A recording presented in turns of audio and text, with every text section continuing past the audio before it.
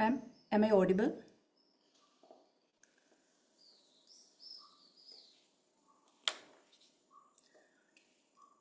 One of the best way to reduce stress is to accept the things that you cannot control. സ്ട്രെസ്സിനെ കുറിച്ചുള്ള ഒരു beautiful ആയിട്ടുള്ള ഒരു കോട്ടാണിത്. Hi, good evening everyone. എൻ്റെ പേര് ഷാഹിദ. ഞാനൊരു ഓൺലൈൻ ടീച്ചറാണ്. ഇപ്പോൾ ഉള്ളത് ഷാർജയിലാണ്. റിട്ടോറിയയുടെ പബ്ലിക് സ്പീക്കിംഗ് കോഴ്സ് അറ്റൻഡ് ചെയ്തിട്ടുള്ള ആളാണ്. ഇപ്പോൾ റിട്ടോറിയയുടെ ട്രെയിനേഴ്സ് കോഴ്സ് ചെയ്തുകൊണ്ടിരിക്കുകയാണ്. ഇന്നത്തെ ഈ വെബിനാറിൽ സ്ട്രെസ്സിനെ കുറിച്ചുള്ള ഒരു സെഷൻ അറ്റൻഡ് ചെയ്യാൻ എത്തിയിട്ടുള്ള നിങ്ങളെല്ലാവരെയും വെൽക്കം ചെയ്യുക എന്നുള്ളതാണ് എൻ്റെ ഡ്യൂട്ടി. അതിനു മുമ്പായിട്ട് നമ്മുടെ ലൈഫിൽ പലപ്പോഴും നമ്മൾ പല രീതിയിലുള്ള സ്ട്രെസ്സുകൾ അനുഭവിച്ചു കൊണ്ടിരിക്കുന്നവരാണല്ലേ, അല്ലെങ്കിൽ അനുഭവിച്ചിട്ടുള്ളവരാണ്. ഒരുപാട് തരത്തിലുള്ള, ചിലർക്കത് വർക്ക് സ്പേസിലായിരിക്കാം, ചിലർക്കത് വീട്ടിൽ തന്നെ ഹസ്ബൻഡിൻ്റെ കയ്യിൽ നിന്ന്, മക്കളുടെ കയ്യിൽ നിന്ന്, അല്ലെങ്കിൽ ഇൻലോസിൻ്റെ കയ്യിൽ നിന്ന്, അങ്ങനെ പലതരത്തിലുള്ള സ്ട്രെസ്സുകൾ പല രീതിയിൽ നമ്മൾ അനുഭവിച്ചുകൊണ്ടിരിക്കുകയാണ്. Excuse me. Okay, it's okay. So ഇന്നത്തെ ഈ സെഷൻ നമുക്ക് സ്ട്രെസ്സിനെ കുറിച്ചുള്ള അറിവുകൾ, സ്ട്രെസ്സിനെ എങ്ങനെ മാനേജ് ചെയ്യാം, അങ്ങനെയുള്ള ഒരുപാട് കാര്യങ്ങൾ നമുക്ക് മനസ്സിലാക്കാൻ വേണ്ടിയിട്ടാണ് നമ്മൾ ഇന്നത്തെ ഈ വെബിനാർ ഇവിടെ വെച്ചിട്ടുള്ളത്. അതിനായിട്ട് ഇന്നിവിടെ ഈ സെഷൻ കൈകാര്യം ചെയ്യാനായി എത്തിയിട്ടുള്ളത് റസീന മാമാണ്. റസീന മാം റിട്ടോറിയയുടെ കോ ഫൗണ്ടറാണ്. അതുപോലെ തന്നെ ഇമോഷണൽ വെൽനസ് കോച്ച് കൂടിയാണ്.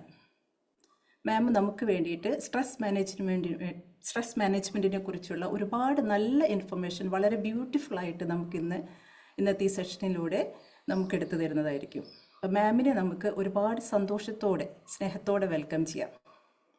അതുപോലെ തന്നെ ഇന്നത്തെ ഈ സെഷൻ അറ്റൻഡ് ചെയ്യാൻ എത്തിയിട്ടുള്ള നിങ്ങളെല്ലാവരും നിങ്ങളുടെ വിലയേറിയ സമയം ഇതിനു വേണ്ടി മാറ്റി വെച്ചിരിക്കുകയാണ്. ഒരുപക്ഷെ സ്ട്രെസ് ഇല്ലാത്തവരായിരിക്കാം, പക്ഷേ ഇൻഫർമേഷൻ വേണ്ടിയിട്ടായിരിക്കാം, ഒരുപക്ഷെ സ്ട്രെസ് അനുഭവിക്കുന്നവരായിരിക്കാം.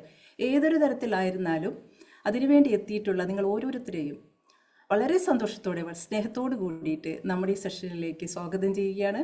എല്ലാവരും തന്നെ വളരെ ഇൻറ്ററാക്റ്റീവായിട്ട് നമ്മുടെ സെഷൻ അറ്റൻഡ് ചെയ്യണമെന്ന് റിക്വസ്റ്റ് ചെയ്യുകയാണ്. അതുപോലെ തന്നെ പറ്റുമെങ്കിൽ നിങ്ങളുടെ വീഡിയോ ഓൺ ചെയ്യുക. വീഡിയോ ഓൺ ചെയ്ത് കഴിഞ്ഞാൽ നമുക്ക് ആ ക്ലാസ് അറ്റൻഡ് ചെയ്യുമ്പോൾ കുറച്ചും കൂടെ ബ്യൂട്ടിഫുൾ ആക്കാൻ പറ്റും. നിങ്ങൾക്കെല്ലാവർക്കും സ്ട്രെസ് ഇല്ലാത്ത ഒരു ലൈഫ് ഇനി ഉണ്ടാകട്ടെ എന്ന് ആശംസിച്ചുകൊണ്ട് ഞാൻ നിർത്തുകയാണ്. മാമിനെ ഈ സെഷനിലേക്കായിട്ട് ഇൻവൈറ്റ് ചെയ്യുകയാണ്. Over to you ma'am. Raseena ma'am. Thank you Shahida ma'am. Thank you all. അപ്പോൾ നമ്മുടെ ഷാഹിദ മാമിനെ നിങ്ങൾക്ക് ഷാഹിദ മാം തന്നെ ഇൻട്രൊഡ്യൂസ് ചെയ്തല്ലോ അല്ലേ.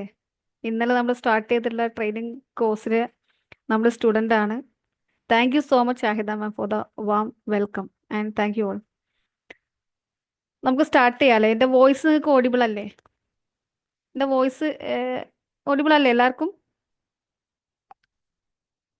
ആണോ? ഒന്ന് ആണെങ്കിൽ കറക്റ്റ് നിങ്ങൾക്ക് ഓഡിബിൾ ആണെങ്കിൽ യെസ് ഒന്ന് ടൈപ്പ് ചെയ്യണേ.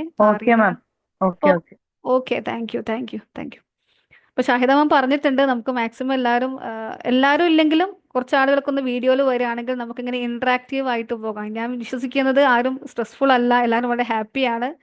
എന്നാലും മറ്റുള്ളവരിലേക്ക് ഈ കാര്യങ്ങളൊക്കെ പകർന്നു കൊടുക്കുന്നവരും മറ്റുള്ളവരെ സ്ട്രെസ് മാനേജ് ചെയ്യുന്നവരും അങ്ങനെയുള്ള ആളുകളൊക്കെ ഇവിടെ ഉണ്ടാകും, മറ്റുള്ളവരെ സപ്പോർട്ട് ചെയ്യുന്നവരൊക്കെ. അപ്പോൾ അവർക്കും കുറച്ച് കാര്യങ്ങൾ അറിയാനും പിന്നെ ഇനി ഏതെങ്കിലും തരത്തിലൊക്കെ അനുഭവിക്കുന്നവരൊക്കെ ഉണ്ടാകും. അപ്പോൾ എല്ലാവർക്കും യൂസ്ഫുൾ ആകുന്ന ഒരു സെഷൻ ആയിരിക്കും.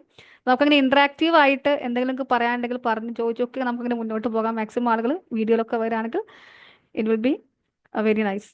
അപ്പോൾ എന്താണ് നിങ്ങൾ ഇപ്പോൾ സ്ട്രെസ് ഉണ്ടോ എന്ന് ഞാൻ ചോദിച്ചു കഴിഞ്ഞാൽ ചിലപ്പോൾ ഇപ്പോൾ അധികം ആളുകൾ ഒരുപാട് സ്ട്രെസ്സിലൂടെ കടന്നു പോകുന്നവരൊന്നും ആയിരിക്കില്ല. എന്നാലും എപ്പോഴെങ്കിലും ആ ചോദ്യം ഞാൻ ഇങ്ങനെ മാറ്റുകയാണ്. നിങ്ങൾ ആരെങ്കിലും എപ്പോഴെങ്കിലും സ്ട്രെസ്സിലൂടെ കടന്നു പോയിട്ടുണ്ടോ? എപ്പോഴെങ്കിലുമൊക്കെ ലൈഫിൽ സ്ട്രെസ്സിലൂടെ കടന്നു പോയിട്ടുണ്ടോ? നിങ്ങൾ ഉണ്ട്, കടന്നു പോയിട്ടുണ്ട് അല്ലേ? സ്ട്രെസ് ഇല്ലാത്ത നമ്മൾ യെസ് കടന്നു പോയിട്ടുണ്ട്, സ്ട്രെസ്സിലൂടെ കടന്നു പോയിട്ടുണ്ട്. യെസ് ഓക്കെ, തീർച്ചയായും കടന്നു പോയിട്ടുണ്ടാവും. അപ്പോൾ ആ സ്ട്രെസ്സിലൂടെ കടന്നു പോയ സമയത്ത് നിങ്ങൾക്ക് കൃത്യമായിട്ടൊരു അവയർനെസ് ഉണ്ടായിരുന്നു, എന്താണ് എന്നെ സ്ട്രെസ് ആക്കുന്നത്, അല്ലെങ്കിൽ ഞാനിപ്പോൾ സ്ട്രെസ്ഡ് ആണോ, അല്ലെങ്കിൽ എനിക്ക് എന്താണ് സംഭവിക്കുന്നത്, അല്ലെങ്കിൽ ആ സ്ട്രെസ്സിന്റെ ഭാഗമായിട്ട് ചില സിംറ്റംസ് ഒക്കെ നിങ്ങൾ ഇങ്ങനെ അനുഭവിക്കുമ്പോൾ ഇത് സ്ട്രെസ് ആണ്, അല്ലെങ്കിൽ ആങ്സൈറ്റി ആണ്, അല്ലെങ്കിൽ ഞാനിങ്ങനെ സ്ട്രെസ്സിലൂടെ കടന്നു പോവാണ് എന്നുള്ള ഒരു അവയർനെസ്, അല്ലെങ്കിൽ എന്നെ ഇന്ന കാരണം കൊണ്ടാണ് ഞാൻ സ്ട്രെസ്ഡ് ആവുന്നത് എന്ന ഒരു തിരിച്ചറിവ്, അല്ലെങ്കിൽ ആ ഒരു ഫാക്ടർ ഫൈൻഡ് ചെയ്യാൻ നിങ്ങൾക്ക് പറ്റിയിട്ടുണ്ടായിരുന്നോ എപ്പോഴെങ്കിലും, ഇന്ന കാരണം കൊണ്ടാണ് എന്നുള്ളത്? Yes or no? ഉണ്ടല്ലോ. ഉണ്ട്. കണ്ടെത്താൻ പറ്റിയിട്ടില്ല എന്നാണോ? ഉണ്ട്. ഉണ്ട്, കണ്ടെത്താൻ പറ്റിയിട്ടുണ്ട്. എന്തായിരുന്നു കാരണം?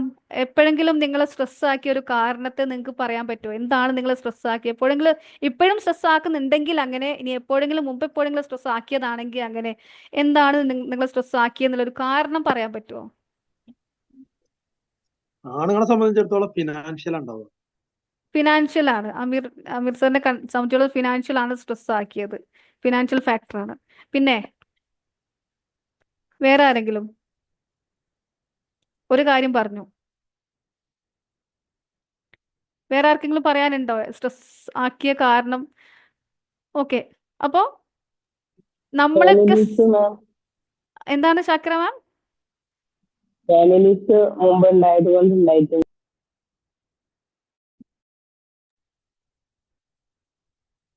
യെസ്, ഇതേപോലെ നമ്മൾ സ്ട്രെസ് ആക്കുന്ന എന്തെങ്കിലും.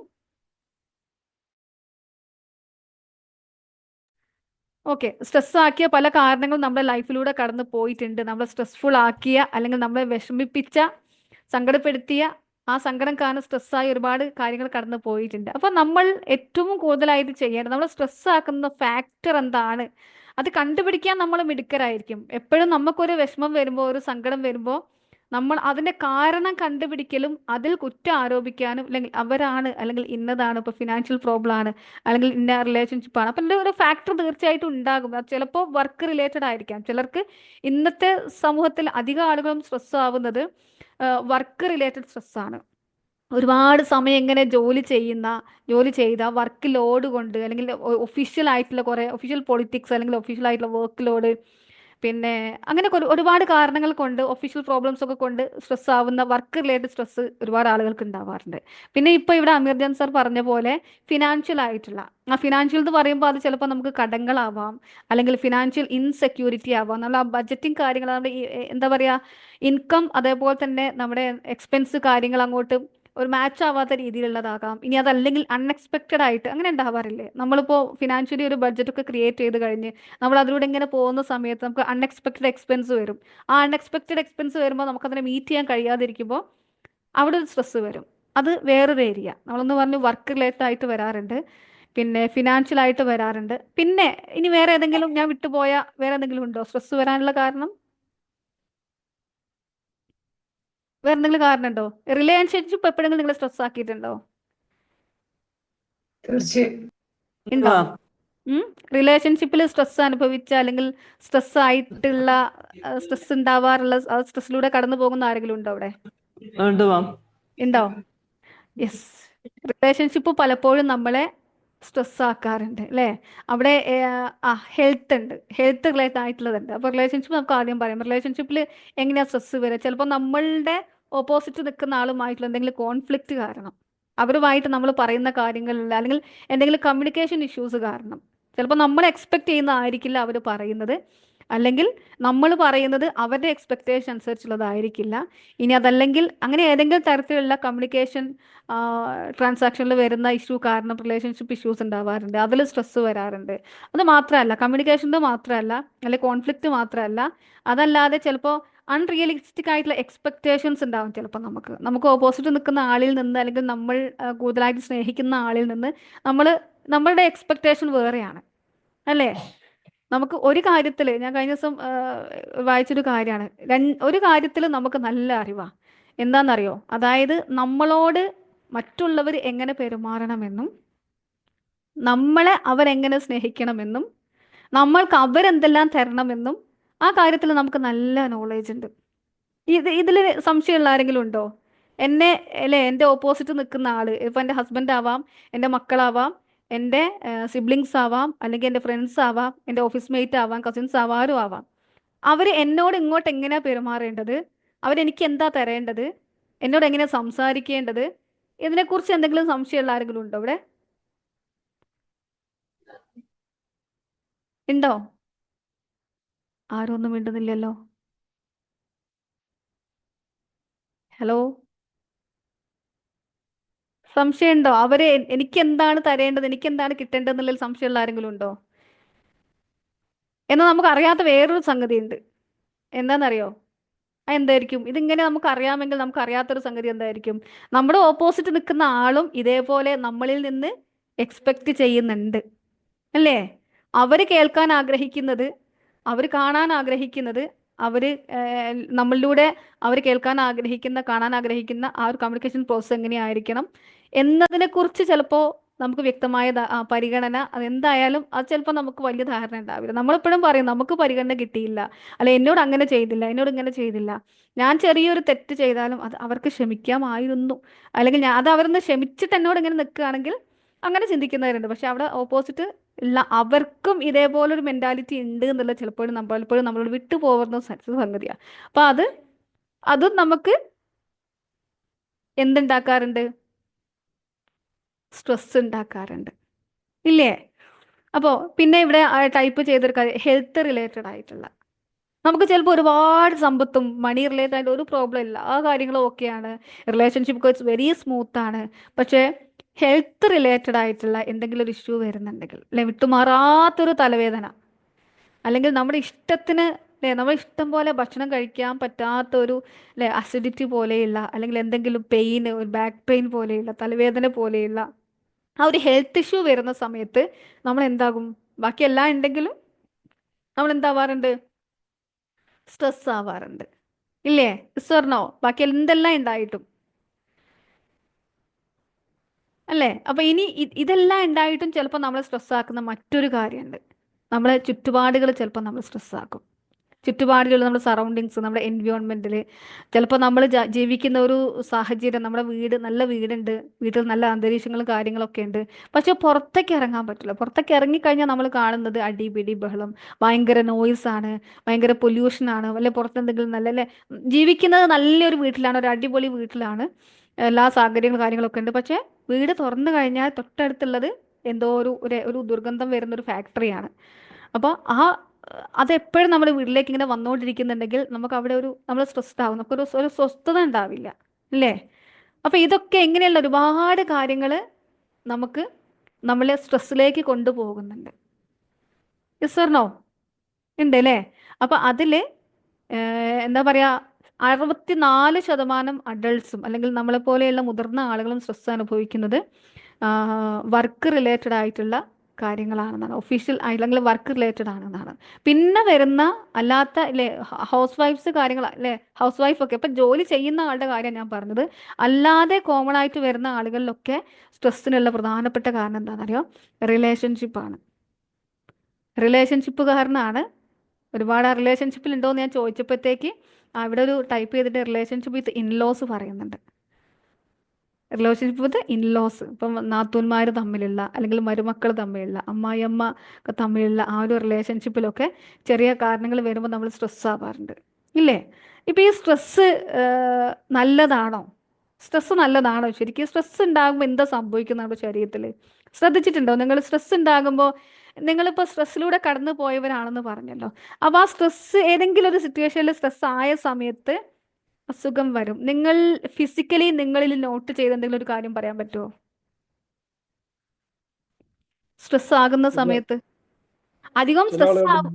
ആ, പറഞ്ഞോളൂ. ചില ആളുകൾക്ക് മൈഗ്രെയിൻ വരും. മൈഗ്രെയിൻ വരും.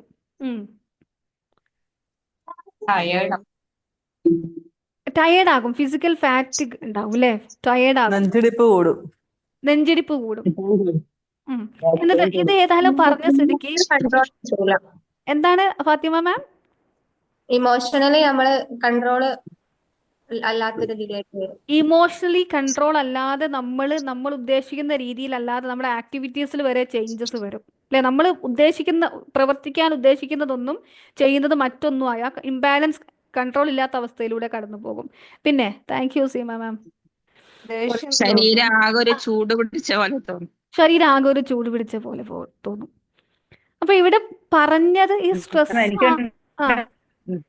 എന്തോ പറയുന്നുണ്ടല്ലോ. എന്താ പറയാ,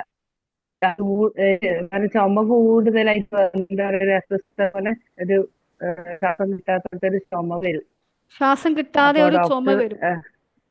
ചുമ വരും. അത് സ്ട്രെസ് കൂടുന്ന സമയത്ത് acidity ആയിരിക്കും. അടുത്ത് കാണിച്ചപ്പോ ഡോക്ടർ പറഞ്ഞത് എന്താണ് ഇത്ര വലിയ ടെൻഷൻ, എന്താണ് ഇപ്പം അനുഭവിക്കുന്നത്. അത് എനിക്ക് മനസ്സിലായത് എന്തെങ്കിലും എനിക്കൊരു ഇഷ്യൂസ് വന്ന് ഇപ്പം നമ്മള് ആ ഒരു ഫോൺ കോൾ വന്ന് സംസാരിച്ചുകൊണ്ടിരിക്കും, പിന്നെ സംസാരിക്കാൻ ചോദിച്ചിട്ട് ഉം. അപ്പൊ ആ ചുമ വന്നു കഴിഞ്ഞാൽ പിന്നെ കടന്ന് ഉണ്ടാവും. അങ്ങനത്തെ എല്ലാം പ്രശ്നങ്ങളുണ്ട്. ഓക്കെ. അപ്പൊ ഇവിടെ എന്തെല്ലാം സിംറ്റംസ് പറഞ്ഞു. നിങ്ങൾ ആലോചിച്ച് നോക്കിയേ, മൈഗ്രെയിൻ പറഞ്ഞു, ടയേർഡ് ആവുന്നുണ്ട്, ചുമ വരുന്നുണ്ട്, പിന്നെ ബോഡി പെയിൻ അല്ലാത്ത രീതിയിൽ വരുന്നുണ്ട്. അപ്പൊ ഇത്രയും സിംറ്റംസ് വരുമ്പോൾ ആക്ച്വലി പിന്നെ അമീർ ജാൻ സർ ഒന്ന് അൺമ്യൂട്ട് ചെയ്ത് പറയാവോ, മൈഗ്രെയിൻ വന്നു കഴിഞ്ഞാൽ നിങ്ങൾ എന്താ ചെയ്യുക?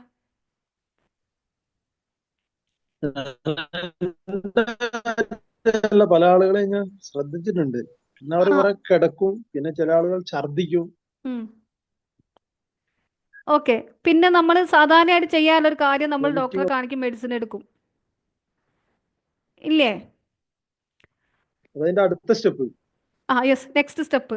അല്ല, നമ്മൾ ഇങ്ങനെ വരുന്ന സമയത്ത് നമ്മൾ ചെയ്യുന്നത് ലാക്ക് ഓഫ് സ്ലീപ്പ് ഉണ്ടാകും, സങ്കടം വരും, ഒന്നും ചെയ്യാൻ തോന്നൂല, ഹെഡ് ഏക്ക്, നെക്ക് പെയിൻ, ടയേർഡ് ആകും, വേദന കൂടും, അസുഖം, ഇങ്ങനെ കുറേ കാര്യങ്ങൾ പറയുന്നുണ്ട് അല്ലേ?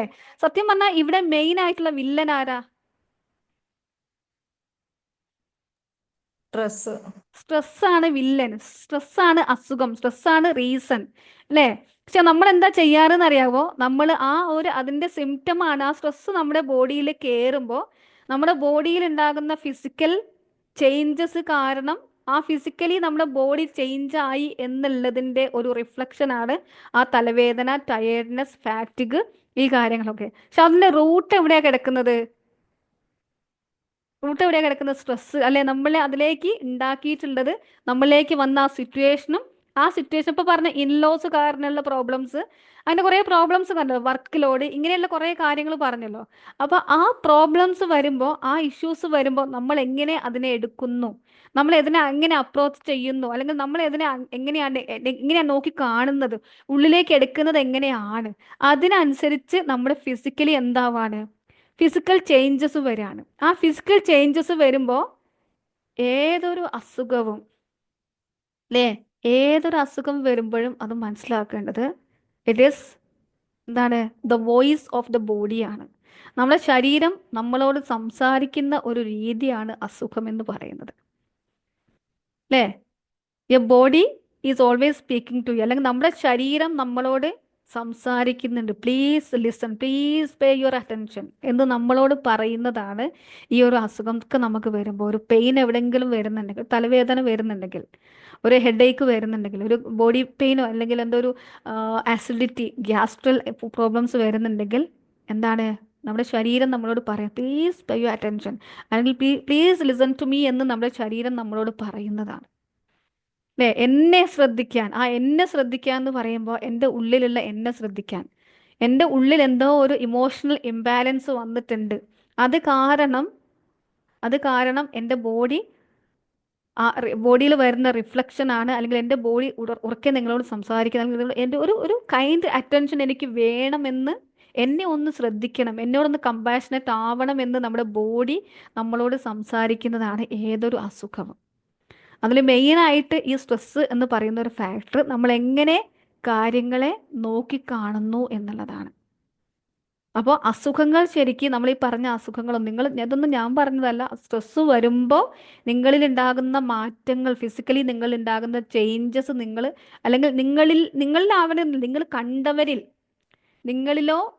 കണ്ടവരിലോ നിങ്ങൾ കണ്ടിട്ടുള്ള ഫിസിക്കൽ ചേഞ്ചസിനെ കുറിച്ചാണ് നിങ്ങളിപ്പോൾ പറഞ്ഞിട്ടുള്ളത്.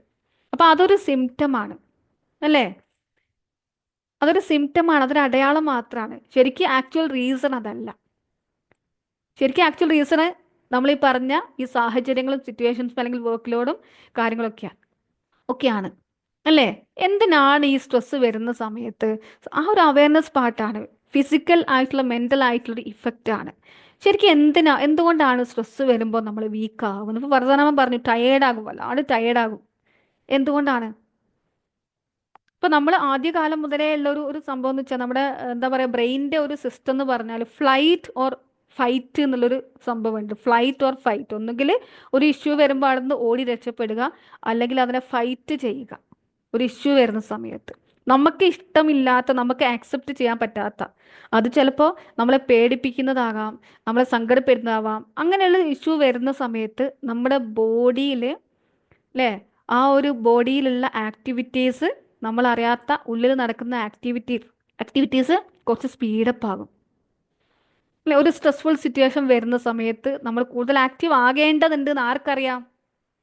നമ്മളെ ബോഡിക്ക്. ഇപ്പോൾ ഒരു എക്സാമ്പിൾ പറയുകയാണെങ്കിൽ, ഒരു പട്ടി നമ്മുടെ മുമ്പിലേക്ക് നമ്മളെ കടിക്കാൻ വേണ്ടി ഓടി വരികയാണെങ്കിൽ നമ്മൾക്ക് അതുവരെ ഉണ്ടായിരുന്ന സിറ്റുവേഷൻ, അല്ലെങ്കിൽ എനർജി ലെവൽ ആയിരിക്കില്ല അപ്പം ഉണ്ടാവുക. ആ എനർജി ലെവൽ ആയിരിക്കില്ല നമുക്ക് എന്തുണ്ടാവുക, ആ ഒരു സിറ്റുവേഷനിൽ ഉണ്ടാവുക. ആ സമയത്ത് എന്ത് മാറ്റാ ഉണ്ടാവുക? ഒരു പട്ടി നമ്മളെ കടിക്കാൻ വരുമ്പോൾ നമ്മൾ എന്ത് മാറ്റാ ഉണ്ടാവുക? നമ്മൾ എന്താ ചെയ്യുക? ഓടാൻ അറിയാവുന്ന പറക്കും. നമ്മൾ ഓടും. ഏത് ക്ഷീണമായി കിടക്കുന്ന ആൾക്കും, ഏത് ടയേർഡായി കിടക്കുന്ന ആൾക്കും എനർജി നമ്മളെ വരുമോ? ഇല്ല, നമ്മളെ ഹാർട്ട് പറക്കും. അടിപ്പ് കൂടും. യെസ്, അതെ, അതാണ്. നമ്മുടെ ഹാർട്ട് ബീറ്റ് കൂടും. നമ്മൾക്ക് എവിടുന്നോ ഒരു എനർജി വരും. നമ്മുടെ വയറ്റിൽ നിന്ന് ഇങ്ങനെ എന്തോ ഒരു സംഭവം ഇങ്ങനെ മുകളിലേക്ക് കയറും, ഇല്ലേ? അങ്ങനെ ഫീൽ ചെയ്തിട്ടില്ലേ? വയറ്റിൽ നിന്ന് ഒരു അല്ലേ?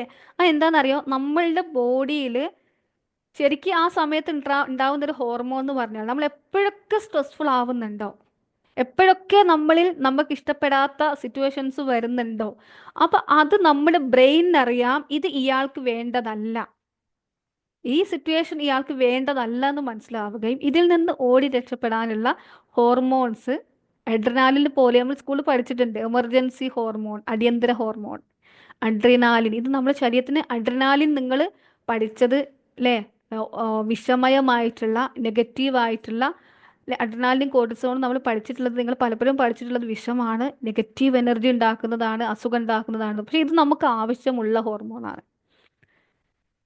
ഇത് രണ്ടും എമർജൻസി ഹോർമോൺ എന്ന് അറിയപ്പെടും. ആ സമയത്ത് നമുക്ക് ഓടി രക്ഷപ്പെടണമെങ്കിൽ ആ ഒരു ഹോർമോൺ അവിടെ ഉൽപ്പാദിപ്പിക്കപ്പെടണം. അപ്പോൾ ആ ഹോർമോൺ നമ്മുടെ ഉള്ളിൽ ഉണ്ടാവുന്നുണ്ടെങ്കിൽ താങ്ക്സ് ടു ഗോഡ്, അത് വേണം നമുക്ക്, അല്ലേ? ഇപ്പൊ ഹാർട്ട് ബീറ്റ്, നെഞ്ചിടിപ്പ് കൂടുന്നു പറഞ്ഞു. കാരണം ആ സമയത്ത് നമ്മളുടെ ശരീരത്തിലൂടെ കൂടുതൽ രക്തം ഓടേണ്ടതുണ്ട്. അതിനാണ് ഈ ഹൃദയം കിടന്ന് മിടിക്കുന്നത്. അയ്യോ നെഞ്ചിടിപ്പ് കൂടിയെന്ന് പറഞ്ഞ് നമുക്കപ്പോൾ ടെൻഷനാ വരിക, അല്ലേ? സത്യം പറഞ്ഞാൽ നമ്മുടെ ബോഡി, നമ്മുടെ ഹാർട്ട് നമ്മൾ സപ്പോർട്ട് ചെയ്യുക. നെഞ്ചിടിപ്പ് കൂടുന്നുണ്ടെങ്കിൽ എഗെയിൻ താങ്ക്സ് ടു ഗോഡ്.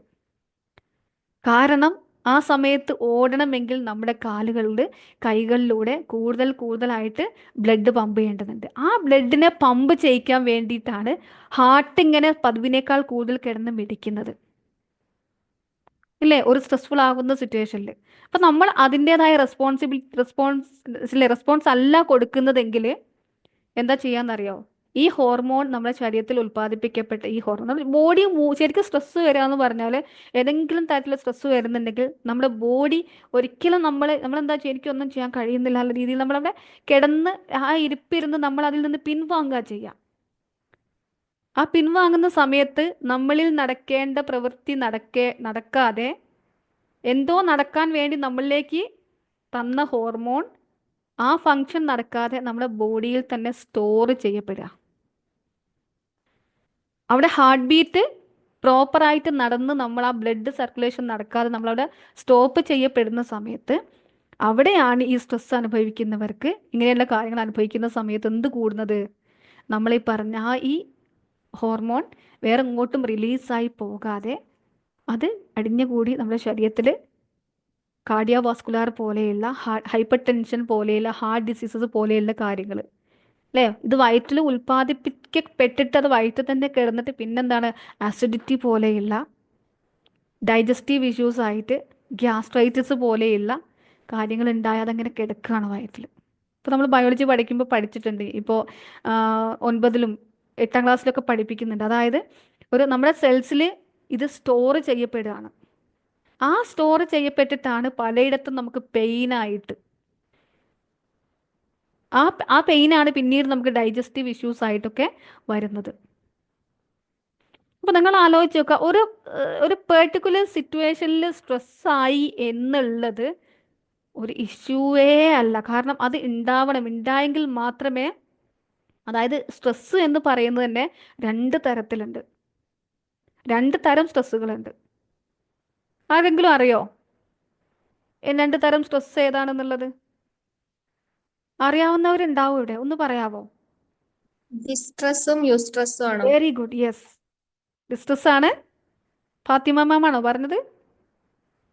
അതെ. Yes, distress ആണൊന്ന്. ഡിസ്ട്രെസ് എന്നുള്ളത് അതാണ് ശരിക്കും നമുക്ക്, അല്ലേ, അതാണ് നമുക്ക് പലപ്പോഴും അപകടകാരിയാവുന്നത്. അതേസമയം യൂസ്ട്രെസ് എന്ന് പറയുന്നത്, ആ യു പറയുന്ന പോലെ യൂസ്ഫുൾ, അത് നമുക്ക് വേണം. ഒരു എക്സാം എഴുതാൻ പോകുന്ന കുട്ടിക്ക് അത്യാവശ്യം സ്ട്രെസ് വേണം, എങ്കിലേ ആ കുട്ടി, ഉറക്കം വരരുത് കുട്ടിക്ക്, ഉറക്കം വരാതെ ആ കുട്ടിക്ക് പഠിക്കാൻ തോന്നണമെങ്കിൽ കുറച്ച് സ്ട്രെസ് വേണം. ഒരു സ്ട്രെസ്സും ഇല്ലെങ്കിൽ ആ കുട്ടി അവിടെ കിടന്നുറങ്ങി, കുട്ടിക്ക് ഒരു വെറീസും ഉണ്ടാവില്ല, അല്ലേ? നമ്മൾ റിലാക്സ്ഡ് ആയിട്ട് പോകണം എന്നൊക്കെ പറയും. എങ്കിലും ആ യൂസ്ട്രെസ് എന്ന് പറയുന്നത് നമ്മളെ എന്താണോ നമ്മൾ ചെയ്യേണ്ടത് അതിലേക്ക് നമ്മളെ കൊണ്ടുചെന്ന് എത്തിക്കുന്നതാണ് ആ യൂസ്ട്രെസ് എന്ന് പറയുന്നത്, അല്ലേ? പക്ഷെ ആ സ്ട്രെസ് വരുന്ന സമയത്ത് നമ്മൾ എന്താണോ ചെയ്യേണ്ടത് അത് ചെയ്യാതിരിക്കുമ്പോഴാണ് ആ സിറ്റുവേഷൻ സ്ട്രെസ് നമുക്ക് വേണ്ടതാണെന്ന് ഞാൻ പറഞ്ഞു. പക്ഷേ ചില സ്ട്രെസ് നമ്മളായിട്ട് ഉണ്ടാക്കുന്നതാ, നമ്മളിങ്ങനെ ഉണ്ടാക്കിയെടുക്കും. നമ്മളെ ബോഡിയിൽ ഈ പറഞ്ഞ അഡ്രിനാലിൻ, കോർട്ടിസോള് ഡെയിലി പല തവണ നമ്മൾ തന്നെ ബോധപൂർവം ഉണ്ടാക്കിയെടുക്കുന്നുണ്ട്. അതെങ്ങനെയാണെന്നറിയോ? എങ്ങനെയായിരിക്കും അത്? എങ്ങനെയായിരിക്കും അത്? വേണ്ടാത്ത ചിന്തകളാ. യെസ്, അവിടെ നമ്മുടെ ഇമോഷണൽ ആയിട്ടുള്ള, അല്ലേ, നമ്മുടെ തോട്ട്സും ഇമോഷൻസും. ശരിക്കും എന്താണ് തോട്ട്സ് ഇമോഷൻസ്? ആ ഇമോഷൻസ് ചേഞ്ച് ആകുമ്പോഴാണ് ഇത് വരുന്നത്. പക്ഷെ ഈ ഇമോഷൻസ് എൻവയോൺമെന്റ് ഉണ്ടാക്കിക്കൊണ്ട് തന്നിട്ട് ഉണ്ടാവാതെ തന്നെ നമ്മൾ സ്വന്തം ക്രിയേറ്റ് ചെയ്യുക. ഓരോ ദിവസവും കഴിഞ്ഞു പോയ കാര്യങ്ങൾ വീണ്ടും വി ആർ റീക്രിയേറ്റിംഗ്. നമ്മൾ ഇങ്ങനെ ക്രിയേറ്റ് ചെയ്തുകൊണ്ടിരിക്കുക. അന്ന് അയാൾ അങ്ങനെ പറഞ്ഞില്ലേ, ആ സിറ്റുവേഷൻ നമ്മൾ ക്രിയേറ്റ് ചെയ്തു മെൻ്റലി. വീണ്ടും നമ്മുടെ ബോഡിയിൽ ആ ഹോർമോൺസ് സെക്രീറ്റ് ആയി. ആ സമയത്ത് ഹാർട്ട് ബീറ്റ് കൂടി, അല്ലേ, ആ ഓർമ്മകൾ വീണ്ടും വന്നു. പക്ഷേ നമ്മുടെ ബോഡി വിചാരിക്കുന്നത് യെസ്, ആ സിറ്റുവേഷൻ അവിടെ ഉണ്ടായിട്ടുണ്ട്, ഇയാൾക്ക് ഇതിൽ നിന്ന് രക്ഷപ്പെടാനുള്ളൊരു ഇതാ ബോഡി ചെയ്യുന്നത്. പക്ഷേ നമ്മൾക്ക് ആ സിറ്റുവേഷൻ ഉണ്ടാകും, നമ്മളെ കിടന്നെടുത്താണ് നമ്മൾ ചിന്തിക്കുന്നത്, നമ്മുടെ ഹാർട്ട് ബീറ്റ് കൂടാണ്, ഈ ഉണ്ടായ സംഭവം വയറ്റിൽ സെൽസിൻ്റെ ഉള്ളിൽ കിടക്കുകയാണ്. അത് വീണ്ടും വീണ്ടും എത്ര തവണ നമ്മൾ ഓർത്തെടുക്കുന്നു അത്ര തവണ ഈ ഒരു ഫിസിക്കൽ ആക്ടിവിറ്റി, ഈ ഹോർമോൺ സെക്രീഷൻ ഇങ്ങനെ നടന്നുകൊണ്ടിരിക്കുക. പാവം നമ്മുടെ ബോഡിക്ക് അറിയില്ല. നമ്മുടെ ബോഡി ശരിക്ക് നമുക്കിത് വേണ്ടതാണ് എന്നുള്ള ധാരണയിൽ ഉണ്ടാക്കുകയാണ്. പക്ഷെ ഇത് തന്നെ നമ്മുടെ ചിന്തകൾ ആ ചിന്തിക്കുന്ന സമയത്തേ ഇമോഷണലി നമ്മൾ ഇംബാലൻസ്ഡ് ആയി.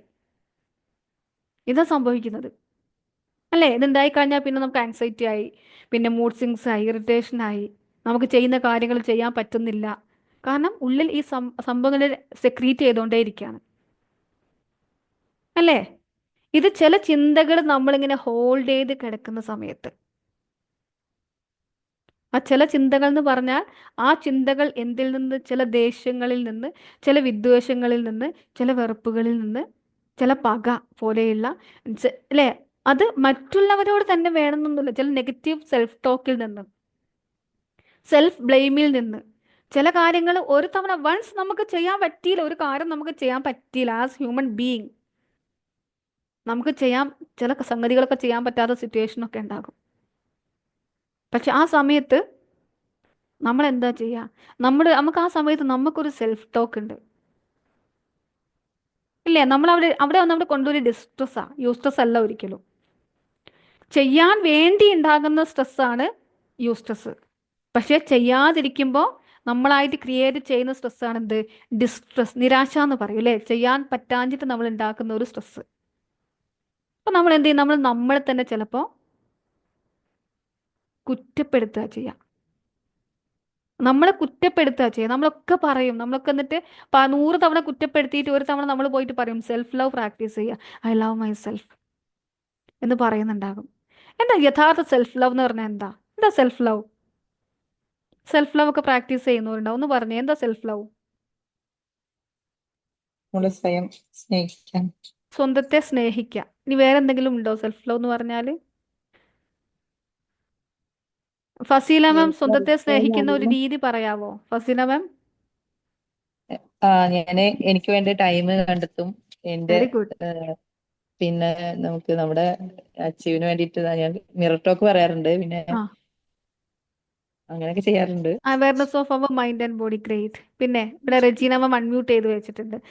കുറച്ച് പേരൊന്ന് ക്യാമറയിൽ വരാവോ? കുറച്ച് ആളുകളും കൂടെ ഒക്കെ ഒന്ന് എനിക്കൊന്ന് ഇന്ററാക്ട് ചെയ്ത് പോകാൻ വേണ്ടി. റെജീന മാം അൺമ്യൂട്ട് ചെയ്ത് വെച്ചിട്ടുണ്ടല്ലോ. എന്താണ് സെൽഫ് ലവ് എന്ന് പറഞ്ഞാൽ? എങ്ങനെയാണ് സെൽഫ് ലവ് പ്രാക്ടീസ് ചെയ്യുന്നത്? ഓക്കെ, നമ്മൾ മിറർ പ്രാക്ടീസ് ചെയ്യാറുണ്ട്, നമുക്ക് വേണ്ടി സമയം കണ്ടെത്താറുണ്ട്. പക്ഷെ സെൽഫ് ലവ് എന്നത് പൂർത്തിയാകും. ഫോർഗീവ്നെസ് സെൽഫ് ലവ് അല്ലേ? Yes, forgiveness. മറ്റുള്ളവർക്ക് പുറത്ത് കൊടുക്കുമ്പോൾ നമുക്ക് പുറത്ത് കൊടുക്കുമ്പോഴും അതൊക്കെ എന്താണ്? സെൽഫ് ലവ് ആണ്. ഇതൊക്കെ സെൽഫ് ലവ് ആണ്. പക്ഷെ എന്നാൽ ഈ സെൽഫ് ലവ് അങ്ങോട്ട് പൂർത്തിയാവണമെങ്കിൽ അല്ലേ, you never ever criticise or blame yourself. ഒരിക്കലും നമുക്കൊരു കാര്യം ചെയ്യാൻ പറ്റാതിരിക്കുമ്പോൾ അതാണ് ഏറ്റവും വലിയ സെൽഫ് സപ്പോർട്ടും സെൽഫ് ലവും. ഐ ലവ് മൈ സെൽഫ് എന്ന് ഒരിക്കൽ പറയുന്നത് 100 തവണ പറയുന്നതിനേക്കാൾ, ഐ ലവ് മൈ സെൽഫ് എന്ന് 100 തവണ പറയുന്നതിനേക്കാൾ അല്ലേ, ചിലപ്പോൾ നമ്മൾ സെൽഫ് ലവ് പ്രാക്ടീസ് ചെയ്യാൻ വേണ്ടി ഐ ലവ് മൈ സെൽഫ് എന്ന് പറയുമ്പോൾ എത്ര പേർക്ക് ഒരു പ്രത്യേക ഇമോഷൻസ് വരാറുണ്ട് ഐ ലവ് മൈ സെൽഫ് എന്ന് പറയുമ്പോൾ? With fullest emotion. I love myself എന്ന് പറയുമ്പോൾ ഫുള്ളസ്റ്റ് ഇമോഷൻ വരാറുണ്ട്.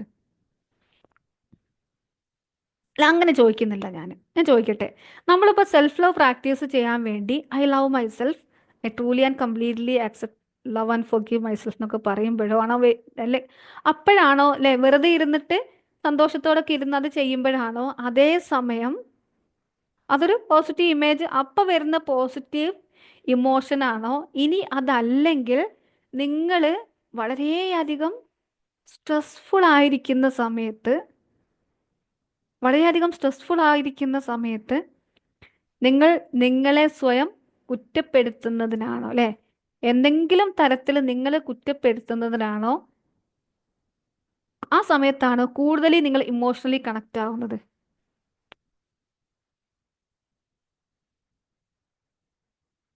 ഏത് സമയത്തായിരിക്കും?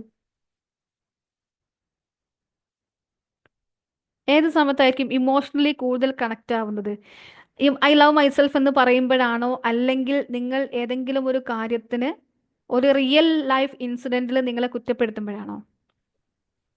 കുറ്റപ്പെടുത്തുമ്പോൾ. ഓക്കെ, കുറ്റപ്പെടുത്തുമ്പോഴാണ് എന്നുള്ളതിൽ ഒരു തർക്കവും ഇല്ല, ഒരു സംശയവും ഇല്ല. ഏതോ ഒരു സെഷനിൽ ഒരാൾ ഡൗട്ട് ചോദിച്ചു ഞാൻ കേട്ടാണ്.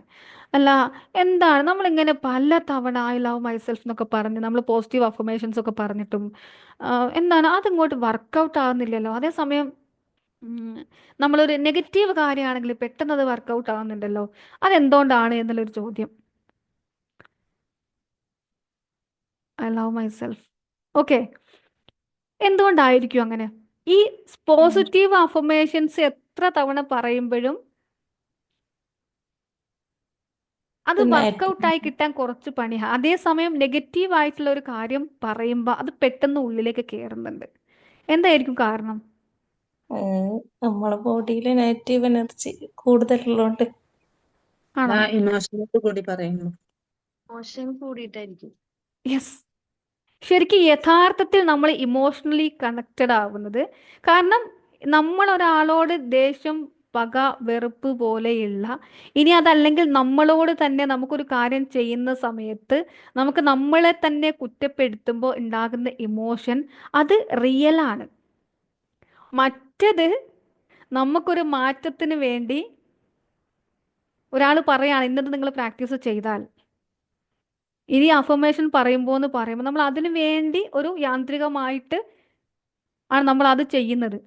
അപ്പോൾ നമ്മൾ ഇമോഷൻ, അതുകൊണ്ടാണ് അത് വർക്കൗട്ട് ആവുന്നതിനേക്കാൾ കൂടുതൽ എന്ത് പെട്ടെന്ന് വർക്കൗട്ട് ആവുന്നത്?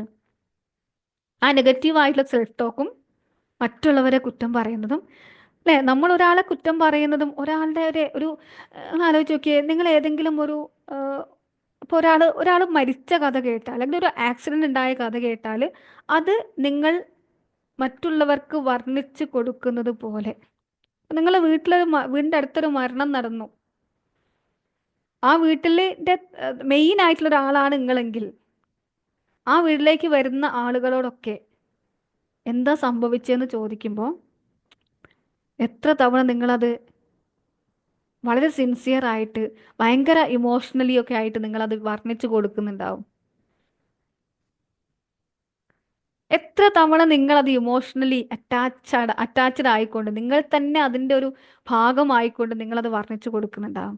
അതേസമയം എന്തെങ്കിലും ഒരു പോസിറ്റീവ്, മറ്റുള്ളവർക്ക് എന്തെങ്കിലും ഒരു നന്മ വരുമ്പോൾ നിങ്ങൾ എപ്പോഴെങ്കിലും ഒന്ന് ആലോചിച്ച് നോക്കുക, ഒരു പോസിറ്റീവായുള്ള കാര്യം മറ്റുള്ളവരുടെ ലൈഫിൽ നടക്കുമ്പോൾ എങ്ങനെ ആ കുട്ടിക്ക് ഇത്ര അച്ചീവ്മെൻ്റ് ഉണ്ടായ, അതുണ്ടല്ലോ എന്നൊക്കെ പറഞ്ഞിട്ട് ആ കുട്ടിക്ക് ഇന്നത് കിട്ടി, ഇറ്റ്സ് ഓക്കെ, അതവിടെ തീർന്നു എന്നല്ലാതെ ആ ഒരു സ്റ്റോറിയോ കാര്യങ്ങളോ എപ്പോഴെങ്കിലും നിങ്ങൾ ഇമോഷണലി കണക്ട് ചെയ്തുകൊണ്ട്, അതിൻ്റെ ഒരു ഭാഗമായിക്കൊണ്ട്, അത് എൻജോയ് ചെയ്തുകൊണ്ട് എപ്പോഴെങ്കിലും എന്താ പറയുക, ഒന്ന് ജെന്യുവിൻ ആയിട്ട് നിങ്ങളൊന്ന് ആലോചിച്ച് നോക്കിയേ. എപ്പോഴെങ്കിലും ഞാനടക്കം ചിലപ്പോൾ അങ്ങനെ ചെയ്തിട്ടുണ്ടാവും കേട്ടോ.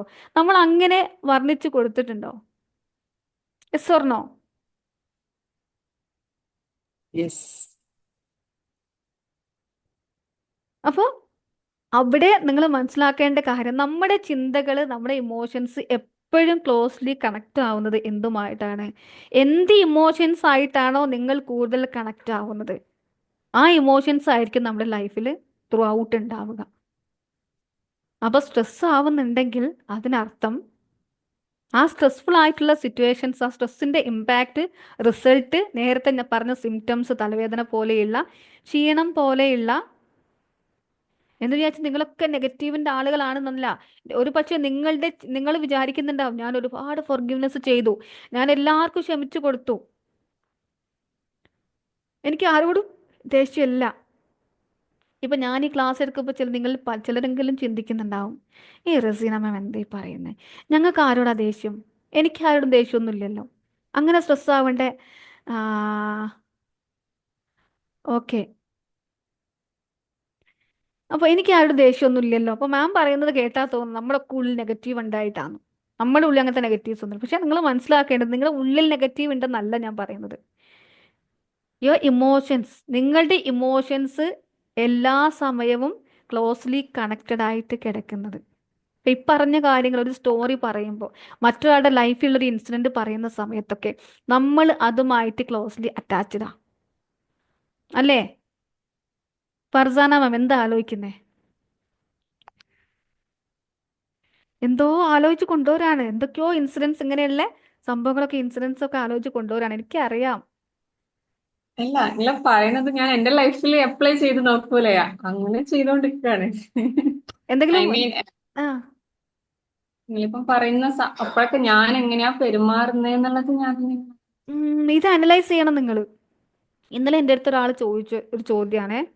ഒരു കോച്ചാണ് ഞാനിങ്ങനെ കൗൺസിലിംഗ് ചെയ്യുന്ന സമയത്ത് എൻ്റെ അടുത്ത് ചോദിച്ചാണ്, നിങ്ങളിങ്ങനെ കൗൺസിലിങ്ങും തെറാപ്പി ഒക്കെ കൊടുത്ത്, അപ്പോൾ നിങ്ങളിങ്ങനെ സ്റ്റോറി കേൾക്കല്ലോ, ആളുകളുടെ സ്റ്റോറി കേൾക്കൂലേ, അവരുടെ നെഗറ്റീവ് സ്റ്റോറി നിങ്ങൾ കേൾക്കൂലേ, അവരുടെ ലൈഫ് സ്റ്റോറി കേൾക്കൂലേ, വിഷമങ്ങൾ കേൾക്കൂലേ, സങ്കടങ്ങൾ കേൾക്കൂലേ, അപ്പം നെഗറ്റീവ് എനർജി കയറൂലേ, എന്നിട്ട് എന്താ ചെയ്യുക? പിന്നെ നിങ്ങൾ മെഡിറ്റേഷനൊക്കെ ചെയ്തിട്ട്, ടാപ്പൊക്കെ ചെയ്ത്, അല്ലെങ്കിൽ ടാപ്പിംഗ് എന്നല്ല, അതിൽ എന്തെങ്കിലും റെമഡിയൽ ചെയ്തിട്ടാണോ നിങ്ങൾ കിടക്കുക?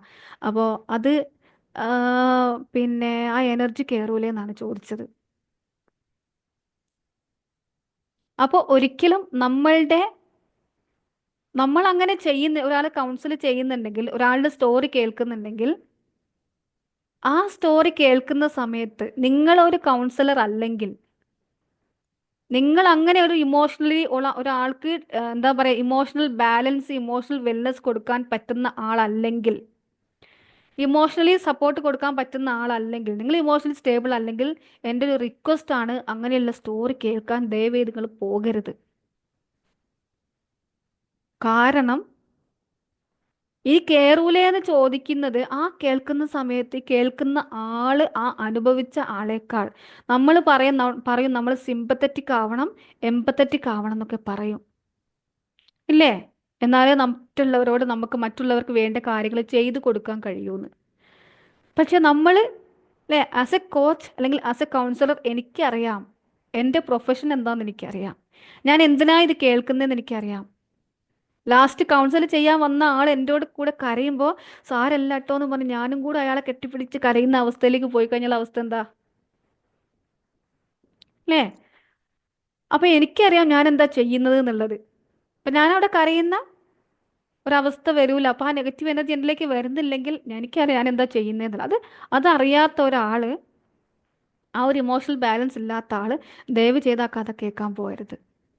ആ കഥ ദയവ് ചെയ്ത് നിങ്ങൾ, അല്ലേ, stop narrating and listening that story. ഒരു തവണ ഉണ്ടായ അപകടം, മരണം, ആക്സിഡന്റ്, ഒരു തവണയേ അത് ഉണ്ടായിട്ടുള്ളൂ. ആ ഒരു തവണ അത് കേൾക്കുമ്പോൾ നിങ്ങളുടെ ഉള്ളിൽ ഇമോഷണൽ ചേഞ്ച് ആയിട്ടുണ്ട്, നിങ്ങൾ സ്ട്രെസ്ഡ് ആയിട്ടുണ്ട്, നിങ്ങളുടെ ഉള്ളിൽ ആ ഹോർമോൺസ് പ്രൊഡ്യൂസ് ആയിട്ടുണ്ട്. അത് കഴിഞ്ഞ് ഇങ്ങോട്ട് തിരിഞ്ഞ് നിങ്ങൾ പല തവണ പോസിറ്റീവ് അഫർമേഷൻസ് പറഞ്ഞാലും പിന്നീട് നിങ്ങൾ കഥ പറയുന്ന ആളാണെങ്കിൽ ഈ കഥ നിങ്ങൾ പലരോടും പലതവണ പറയുന്ന സമയത്ത് വീണ്ടും യു ആർ റിക്രിയേറ്റിംഗ്. അത് റിക്രിയേറ്റ് ചെയ്യുന്നു എന്ന് മാത്രമല്ല, വീണ്ടും വീണ്ടും ആ ഹോർമോൺസ് കാര്യങ്ങൾ നിങ്ങളിലേക്ക് പ്രൊഡ്യൂസ് ചെയ്യപ്പെടുകയും ചെയ്യുന്നുണ്ട്. മാത്രമല്ല, നിങ്ങൾ വേറെ ഒരു വലിയൊരു തെറ്റും കൂടെ അവിടെ ചെയ്യുന്നുണ്ട്. എന്താ അത്? ഈ ഒരു എക്സ്പീരിയൻസ് മറ്റുള്ളവർക്കും കൂടെ കൊടുക്കുക, അല്ലേ? അവർക്കും കൂടെ ഈ ഒരു റിയൽ എക്സ്പീരിയൻസ് നിങ്ങൾ കൊടുക്കുകയാണ്.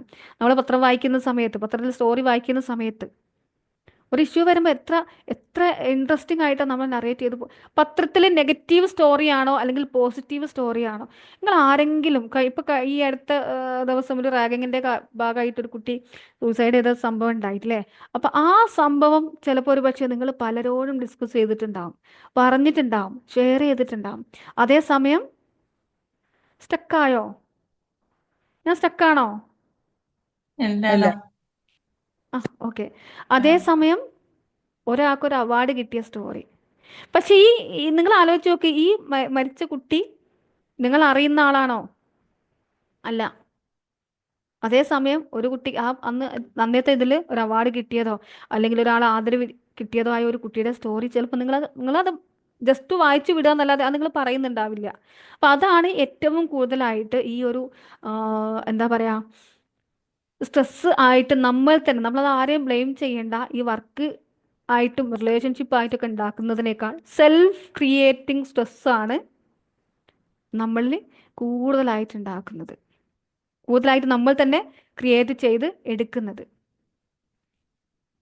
മനസ്സിലാവുന്നുണ്ടോ? Yes or no? ശരിയാണോ? അപ്പം അതിനുള്ള പരിഹാരം എന്ന് പറഞ്ഞാൽ, ഒന്ന്, സാധാരണ എല്ലാവരും പറയുന്ന പോലെ നമുക്ക് പോസിറ്റീവ് സെൽഫ് ടോക്ക് എന്ന് പറയുമ്പോൾ നമുക്കതിനെ മാനേജ് ചെയ്യണം, അല്ലേ?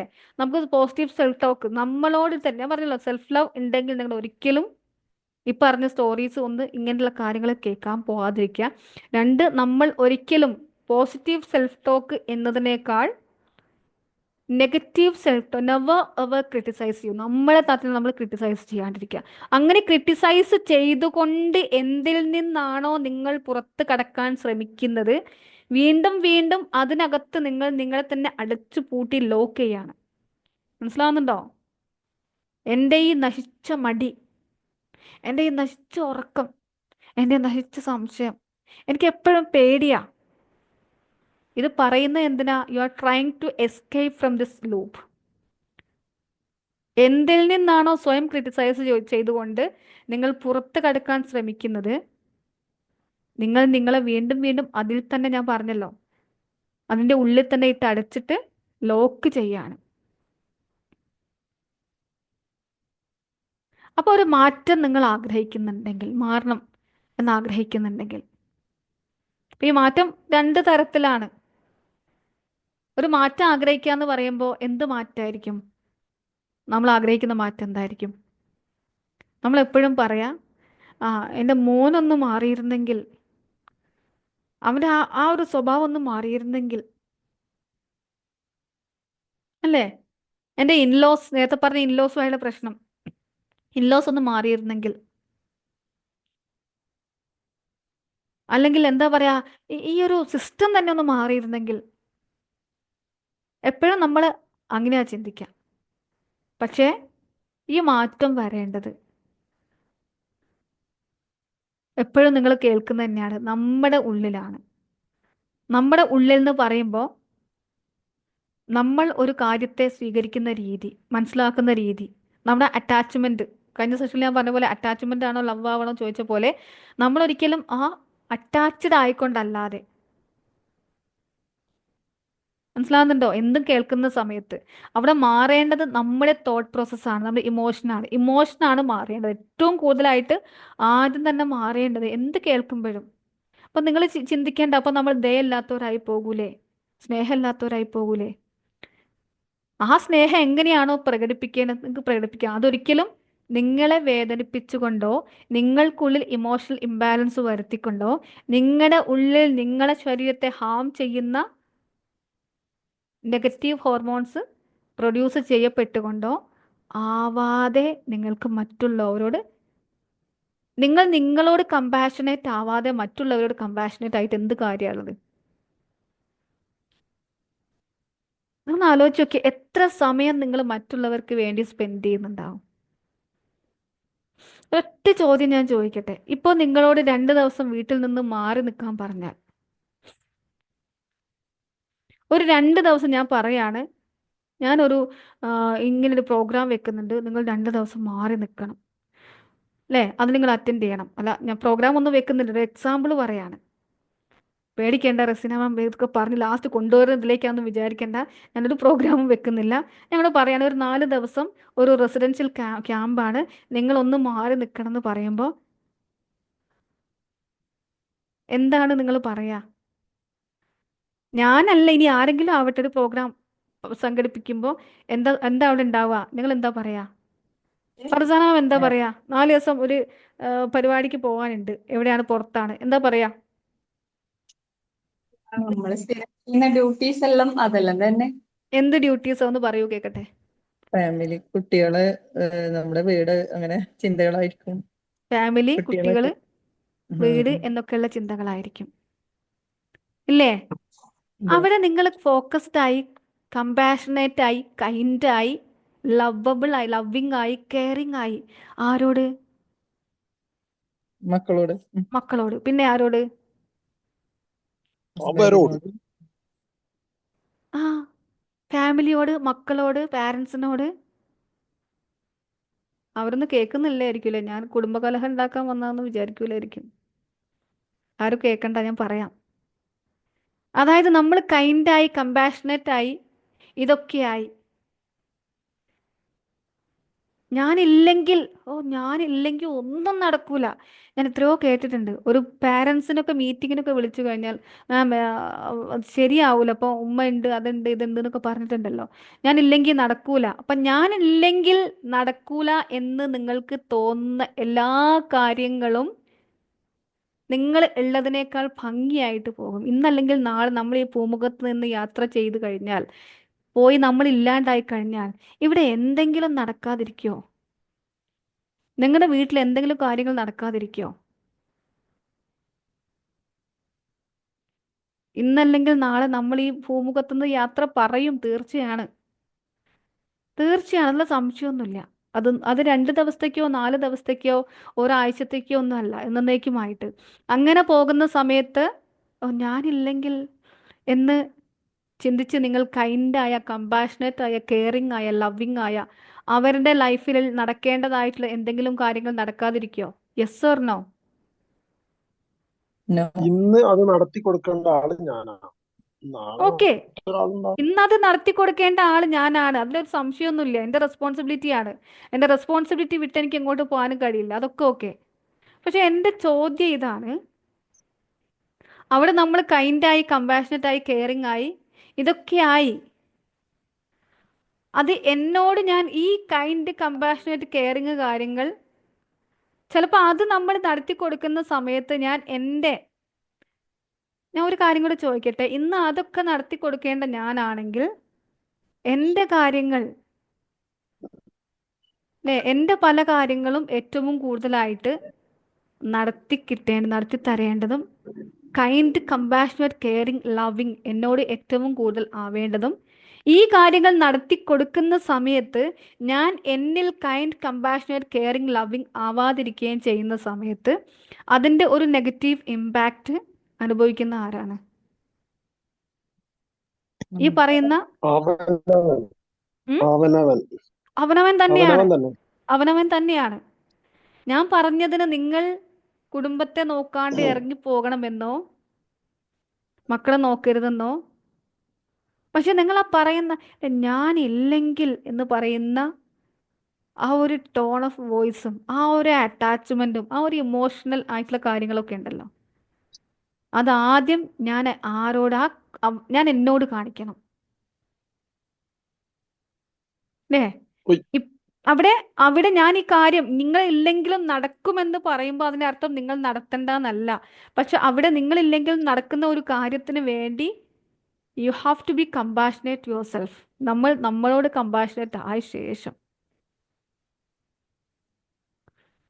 അവിടെ എനിക്ക് എന്നോടൊരു റെസ്പോൺസിബിലിറ്റി ഉണ്ട്. എന്നെ സാറ്റിസ്ഫൈഡ് ആക്കേണ്ടത് ഞാനാണ്. അവിടെ ഞാൻ സാറ്റിസ്ഫൈഡ് ആണെങ്കിൽ അവിടെ ആ റെസ്പോൺസിബിലിറ്റി നമ്മൾ ഏറ്റെടുക്കുമ്പോൾ അതൊരു തരം അഡ്ജസ്റ്റ്മെൻ്റ് ആയി പോകാറുണ്ട്. ആ അഡ്ജസ്റ്റ്മെൻ്റ് ആയി പോകുമ്പോൾ എൻ്റെ ഉള്ളിൽ എന്താവുന്നില്ല, സാറ്റിസ്ഫാക്ഷൻ കിട്ടുന്നില്ല. അതേസമയം എന്നോട് ഞാൻ കൈൻഡ് ആൻഡ് കമ്പാഷനേറ്റ് ആയിട്ട് ചെയ്യുന്ന സമയത്ത് എനിക്ക് ആ കാര്യം എൻജോയ്മെൻ്റ് ആയിട്ട് ചെയ്യാനും കഴിയും. അല്ലാതെ ഒരിക്കലും നമ്മുടെ റെസ്പോൺസിബിലിറ്റിയിൽ നിന്ന് വിട്ടു പോകണമെന്നോ എന്നൊന്നും അതിനർത്ഥമില്ല. You have to be compassionate yourself. നമ്മളോട് കമ്പാഷനേറ്റ് ആവുക എന്നുള്ളതാണ്. ആ ഒരു മാറ്റമാണ് ഞാൻ ഉദ്ദേശിക്കുന്ന മാറ്റം. നമ്മൾ മാറുമെന്ന് പറയുമ്പോൾ ഒരിക്കലും ആ മാറ്റം എന്ന് പറയുമ്പോൾ എന്താണെന്നറിയോ, നമ്മുടെ സെൽഫ് എപ്പോഴും ഒരു പടി ഉയർന്നു നിൽക്കണം. നമ്മുടെ സെൽഫിന് നമ്മൾ കൊടുക്കുന്ന ഇമ്പോർട്ടൻസ് അത് കഴിഞ്ഞിട്ടില്ലേ, അത് നമ്മളിങ്ങനെ ഒരു പടി നമ്മൾ ഉയർന്നു നിന്ന് കഴിഞ്ഞാൽ പിന്നെ താഴെ കൂടെ ഉള്ളണ്ടല്ലോ, നോർമൽ ലെവലിൽ നിൽക്കുന്ന ആളുകൾ തമ്മിലുള്ള പിടിവലി, ഏറ് അല്ലേ, ആ സംഭവങ്ങൾ നമ്മൾ കൊള്ളൂല. കാരണം നമ്മൾ കുറച്ച് മേലെയാ. അതിങ്ങനെ നമ്മൾ തട്ടാണ്ട് താഴെ കൂടെ ഇങ്ങനെ പാസ് ചെയ്ത് അങ്ങോട്ടും കൊണ്ട് പോവുകയുള്ളൂ. അവിടെ നമ്മുടെ എനർജി ലെവലാണ്, നമ്മുടെ സെൽഫാണ് അവിടെ ഉയർന്നു നിൽക്കേണ്ടത്. നമ്മുടെ ലോവർ സെൽഫിൽ നിൽക്കുന്ന സമയത്ത്, ആ ഹയർ സെൽഫിലാവുന്ന സമയത്ത് എന്താവില്ല, എന്തൊക്കെ സംഭവിച്ചാലും ശരി, ഒരു മിസൈൽ പോയോ അത് താഴെ കൂടെ പോവുകയുള്ളൂ. നമ്മളെവിടെയാ, നമ്മൾ മേലെയാ. പക്ഷെ നമ്മളിങ്ങനെ താന്ന് ലോ ലെവലിൽ ഇങ്ങനെ നിൽക്കുമ്പോഴാണ് അവിടുന്ന് വന്നതും കൊണ്ടു, ഇവിടുന്നും കൊണ്ടു. മനസ്സിലാകുന്നുണ്ടോ? അപ്പം നമ്മളതിന് ഏറ്റവും കൂടുതൽ ചെയ്യേണ്ട ഒരു കാര്യം നമ്മുടെ ലെവല് കൂട്ടുക, ഹയർ സെൽഫിലേക്ക് പോവുക, ഉയരത്തിൽ നിൽക്കുക. അങ്ങനെ നമ്മൾ മാറുമ്പോഴാണ് മറ്റുള്ളവർ മാറുക. മനസ്സിലാകുന്നുണ്ടോ? അതിൽ ഈ പറഞ്ഞ എന്താ പറയുക, ഫോർഗിവ്നെസ്സും ഗ്രാറ്റിറ്റ്യൂഡും ഒക്കെ ചെയ്യുന്ന സമയത്ത് നമ്മുടെ സെൽഫിനെ ഉയർത്താൻ ഇതൊക്കെ എനിക്ക് പേഴ്സണൽ മെസ്സേജ് ആണല്ലോ പലരും വരുന്നത്, ഗ്രൂപ്പ് മെസ്സേജ് അല്ല, പേഴ്സണൽ മെസ്സേജ്. പ്രയോറിറ്റി ഇല്ല, അതുകൊണ്ട് തന്നെ എനിക്ക് മറ്റെന്തും സ്ട്രെസ് ആകുന്നു. യെസ്, പ്രയോറിറ്റി ഇല്ല, എനിക്ക് പ്രയോറിറ്റി ഇല്ല, അതുകൊണ്ട് എനിക്ക് മറ്റൊന്നും സ്ട്രെസ് ആകുന്നു. എല്ലാ കാര്യങ്ങളും മറ്റുള്ളവർക്ക് വേണ്ടി. ഞാൻ പറഞ്ഞതിന് ഒരിക്കലും ഉത്തരവാദിത്തങ്ങൾ വലിച്ചെറിഞ്ഞ് നിങ്ങൾ വീട് വിട്ട് ഇറങ്ങി പോകണമെന്ന് ഒരു അർത്ഥവും ഇല്ല കേട്ടോ. പക്ഷെ ഞാൻ എന്നെ പ്രയോറിറ്റൈസ് ചെയ്യണം, എനിക്ക് ഞാൻ ഇമ്പോർട്ടൻസ് കൊടുക്കണം, എനിക്ക് വേണ്ട ഞാൻ എന്നോട് കമ്പാഷനേറ്റ് ആവണം, ഞാൻ എന്നോട് ലവബിൾ ആകണം, ഞാൻ എന്നെ ക്രിട്ടിസൈസ് ചെയ്യാൻ പാടില്ല. ഈ കാര്യങ്ങൾ ചെയ്യുമ്പോൾ മാത്രമാണ് നമ്മുടെ സെൽഫ് ഒന്ന് ഉയർന്നു നിന്ന് നമുക്ക് സപ്പോർട്ട് ചെയ്യാൻ പറ്റുക. അപ്പം ഇതെങ്ങനെ സാധ്യമാവുക? നമ്മുടെ സെൽഫിനെ ഒന്ന് ഉയർത്താൻ താല്പര്യമുണ്ടോ ആർക്കെങ്കിലും? ഉണ്ടോ? ഇതാണ് നമ്മളുടെ ഷോ. ഇതെന്താ വീണ്ടും എനിക്ക് ഡയറക്റ്റ് മെസ്സേജ് വരുന്നത്? മീറ്റിംഗ്. അതാണ് നമ്മൾ നമ്മുടെ എന്താ പറയുക, ഈ ഒരു ഇന്നർ ചൈൽഡ് ഹീലിങ്ങിലൂടെ ഒക്കെ ചെയ്യുന്നത്. ഇന്നർ സെൽഫിനെ ഹീൽ ചെയ്തിട്ട് നമ്മൾ ടോട്ടൽ ലൈഫ് ട്രാൻസ്ഫോർമേഷൻ എന്ന് പറയുന്ന കോഴ്സായിരുന്നു. പക്ഷെ നമ്മളത് കംപ്ലീറ്റ്ലി അതിൽ നിന്നൊക്കെ നമ്മൾ എപ്പോഴും ചെയ്യേണ്ട ആ കോഴ്സിൽ വന്ന ആളുകൾ പലരും പറഞ്ഞിട്ടുണ്ട് ആദ്യം ഇതായിരുന്നു ചെയ്യേണ്ടത്, ഇപ്പോഴാണ് മനസ്സിലാവുന്നത് ആദ്യം ഇതായിരുന്നു ചെയ്യേണ്ടത്, എന്നിട്ട് ബാക്കിയുള്ളത് ചെയ്യാൻ പാടില്ലായിരുന്നു എന്നുള്ളത്. അപ്പോൾ അതിൻ്റെ ഒരു ബാച്ച് നമ്മളിപ്പോൾ കംപ്ലീറ്റ് ചെയ്തു. ഇന്നലെ നമ്മൾ നമ്മുടെ ട്രെയിനിങ് കോഴ്സ് സ്റ്റാർട്ട് ചെയ്തു. ഈ നെക്സ്റ്റ് നമ്മുടെ ഇപ്പോൾ നോമ്പിന് മുന്നേ ഒരു ബാച്ചും കൂടെ ഇന്നർ ചൈൽഡിൻ്റെ തുടങ്ങണമെന്ന് ആഗ്രഹിക്കുന്നുണ്ട്. അപ്പോൾ ആ ഒരു ഇന്നർ സെൽഫിനെ ഉയർത്താൻ, അപ്പം അവിടെ നമുക്ക് എന്താ പറയുക, ഞാനിപ്പോൾ എൻ്റെ ഒരു എക്സ്പീരിയൻസ് ഒക്കെ വെച്ചിട്ട് പറയുകയാണെങ്കിൽ തന്നെ അവിടെയും സിറ്റുവേഷൻസ് കംപ്ലീറ്റ്ലി പെട്ടെന്ന് മാറുന്നു ഇല്ലേ എന്നുള്ളതല്ല, പക്ഷെ നമുക്ക് അതിനെ എങ്ങനെ എടുക്കാൻ കഴിയും, ആ ഒരു അവയർനെസ് ലെവലിലേക്ക് നമ്മൾ മാറുകയാണ്. നമ്മുടെ സെൽഫിനെ നമ്മളൊന്ന് ഉയർത്തുകയാണ്. അവിടെ നമ്മൾ ഗ്രാറ്റിറ്റ്യൂഡ് ഉണ്ട്, ഫോർഗീവ്നെസ് ഉണ്ട്, എല്ലാം ഉണ്ട്. പക്ഷേ അപ്പോഴൊക്കെ ഇമ്പോർട്ടൻസ് കൊടുക്കുന്നത് എന്തിനാണ്? സെൽഫിനാണ്. ഇപ്പം നേരത്തെ ഞാൻ പറഞ്ഞ ഇമോഷൻസ് ഇല്ലേ, നേരത്തെ പറഞ്ഞ നെഗറ്റീവ് ഇമോഷൻസിനേക്കാൾ നമ്മുടെ പോസിറ്റീവായിട്ട് നമുക്ക് നമ്മളെ കാണുമ്പോഴുള്ളൊരു ഇമോഷൻ, നമ്മളെ കാണുമ്പോഴുള്ളൊരു ഇമോഷൻ, ആ ഇമോഷനിലാണ് മാറ്റം വരുത്തേണ്ടത്. എൻ്റെ കൂടെ ഞാനുണ്ട് എന്നുള്ളൊരു ഫീലിംഗ്, അതിലേക്കാണ് നമ്മൾ എത്തേണ്ടത്. ആ ഫീലിംഗ് എത്തുമ്പോഴാണ് എന്താ പറയുക, നമുക്ക് നമ്മളോട് കൈൻഡ് ആൻഡ് കമ്പാഷനേറ്റ് ആകുമ്പോഴാണ് നേരത്തെ പറഞ്ഞ ആ സിറ്റുവേഷൻസ് വരുമ്പോഴും പിന്നീട് നമുക്ക് ആ ഒരു അവയർനെസ് ഉണ്ടാവുകയാണ്, നമ്മൾ എന്ത് ചെയ്യാൻ പാടില്ല, ഹാം ചെയ്യാൻ പാടില്ല. പിന്നെ നമ്മൾ ആ ഒരു റിക്രിയേഷൻ ഉണ്ടല്ലോ, ആ ആക്ച്വൽ ഇവന്റ് നടന്നു കഴിഞ്ഞ നെഗറ്റീവായ സിറ്റുവേഷൻസിനെ നമ്മൾ റിക്രിയേറ്റ് ചെയ്യുന്നതിൽ നിന്ന് നമ്മളായിട്ടൊന്ന് പുറകോട്ട് നിൽക്കും. അതിലേക്കാണ് നമ്മൾ എത്തേണ്ടത്. അപ്പോഴാണ് താഴെ കൂടെ പോകുന്ന ഏറുകളും എന്താ പറയുക, പിടിച്ചു പറയും, മിസൈലുകളും ആക്രമണങ്ങളൊന്നും നമ്മളെ ബാധിക്കാതെ. അതർവൈസ് എന്താണ് ഉണ്ടാവുക, അത് ബാധിക്കുന്നു എന്നല്ല, നമ്മളിൽ നടക്കുന്നത് അല്ല, നമ്മൾ ഒരാൾ പോലും അല്ലാത്ത എവിടെയോ ഉള്ള, ഒരിക്കലും നമ്മൾ അറിയാത്ത ആളുകളുടെ ഇമോഷൻസിൻ്റെ ഭാഗമായി നമ്മൾ പോലും അറിയാതെ നമ്മൾ അതിൻ്റെ ഭാഗമായി പോവുകയാണ്. യെസ് ഓർ നോ, അങ്ങനെയല്ലേ?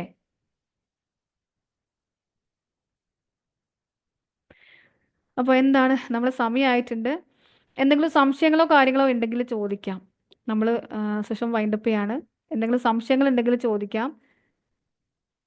ഒരു റിലാക്സേഷനോ കാര്യങ്ങളോ വേണോ?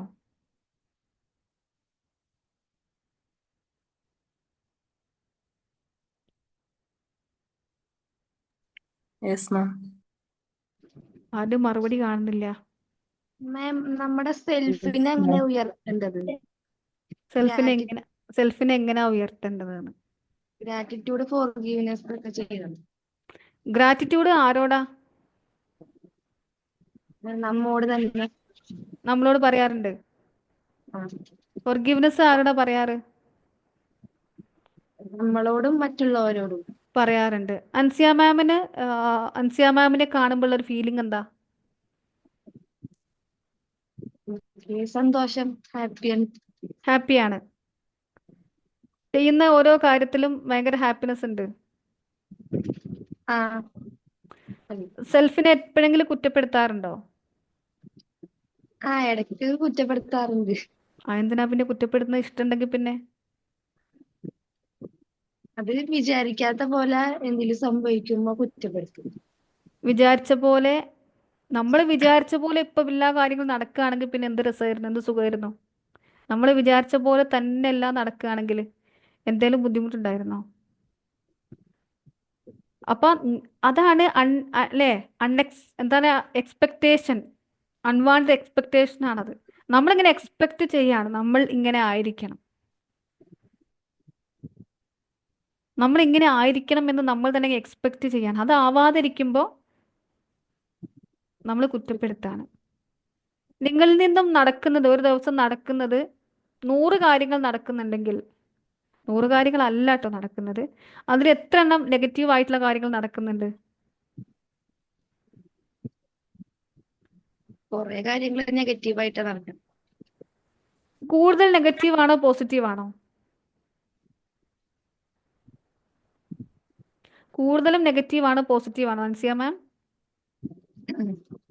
നെഗറ്റീവായിട്ടും പോസിറ്റീവായിട്ടും നടക്കാറുണ്ട്. ഒന്ന് അനലൈസ് ചെയ്ത് നോക്കുക. നിങ്ങൾ രാവിലെ എണീറ്റത് മുതൽ കണ്ണ് തുറന്നത് മുതൽ നിങ്ങളുടെ ബോഡിയിലെ ഓരോ ആക്ടിവിറ്റീസും ഓരോ കാര്യങ്ങളും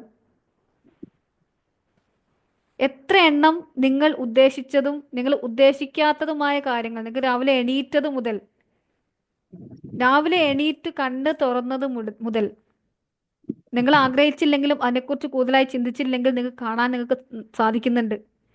നിങ്ങൾക്ക് കിച്ചണിലേക്ക് പോകാൻ പറ്റുന്നുണ്ട്, കുട്ടികളെ നോക്കാൻ പറ്റുന്നുണ്ട്. അപ്പൊ ഈ നിങ്ങൾ കുറ്റപ്പെടുത്തുന്ന ഒരു സംഗതി പറയാവോ, നിങ്ങൾ നടക്കാത്തൊരു സംഗതി?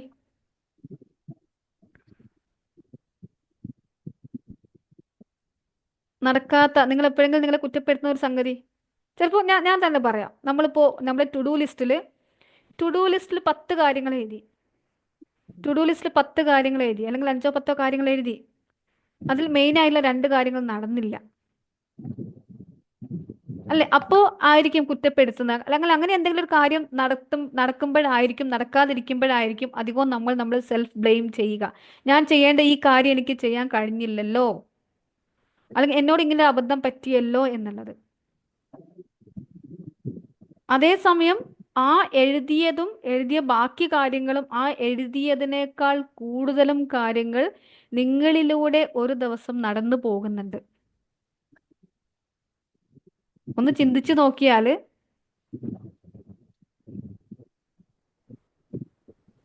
അത് നിങ്ങളൊരു അച്ചീവ്മെന്റ് ലിസ്റ്റായിട്ട് അന്ന് രാത്രി നിങ്ങൾ കംപ്ലീറ്റഡ് ലിസ്റ്റായിട്ട് നിങ്ങൾ എഴുതുകയാണെങ്കിൽ നിങ്ങൾക്കൊന്നും രണ്ടും പേജ് മതിയാകില്ല. അത്രയും കാര്യങ്ങൾ നമ്മളിലൂടെ നടന്നു പോകുന്നുണ്ട് ഒരു ദിവസം. പക്ഷെ അത് കാണാതെയാണ്, അതിന് ഗ്രാറ്റിറ്റ്യൂഡ് ഫീൽ ചെയ്യാതെയാണ് നമ്മൾ എന്ത് ചെയ്യുന്നത്? ഈ 1 2 കാര്യങ്ങളിൽ ഈ പാവം സെൽഫിനെ നമ്മൾ ബ്ലെയിം ചെയ്യുന്നത്. ഇപ്പൊ എങ്ങനെയാ നമ്മൾ സെൽഫ് ഉയർന്നു നിൽക്കുക? ഞാൻ നേരത്തെ പറഞ്ഞല്ലോ, സെൽഫ് ലവ് എന്ന് പറഞ്ഞാൽ ഒരിക്കലും ഐ ലവ് മൈസെൽഫ് എന്ന് പറയുന്നത് മാത്രമല്ല, ഈ നെവർ ഒരിക്കലും, വല്ലപ്പോഴും എന്ന് പറഞ്ഞല്ലോ, ഒരിക്കൽ പോലും സെൽഫിനെ കുറ്റപ്പെടുത്താതിരിക്കുക.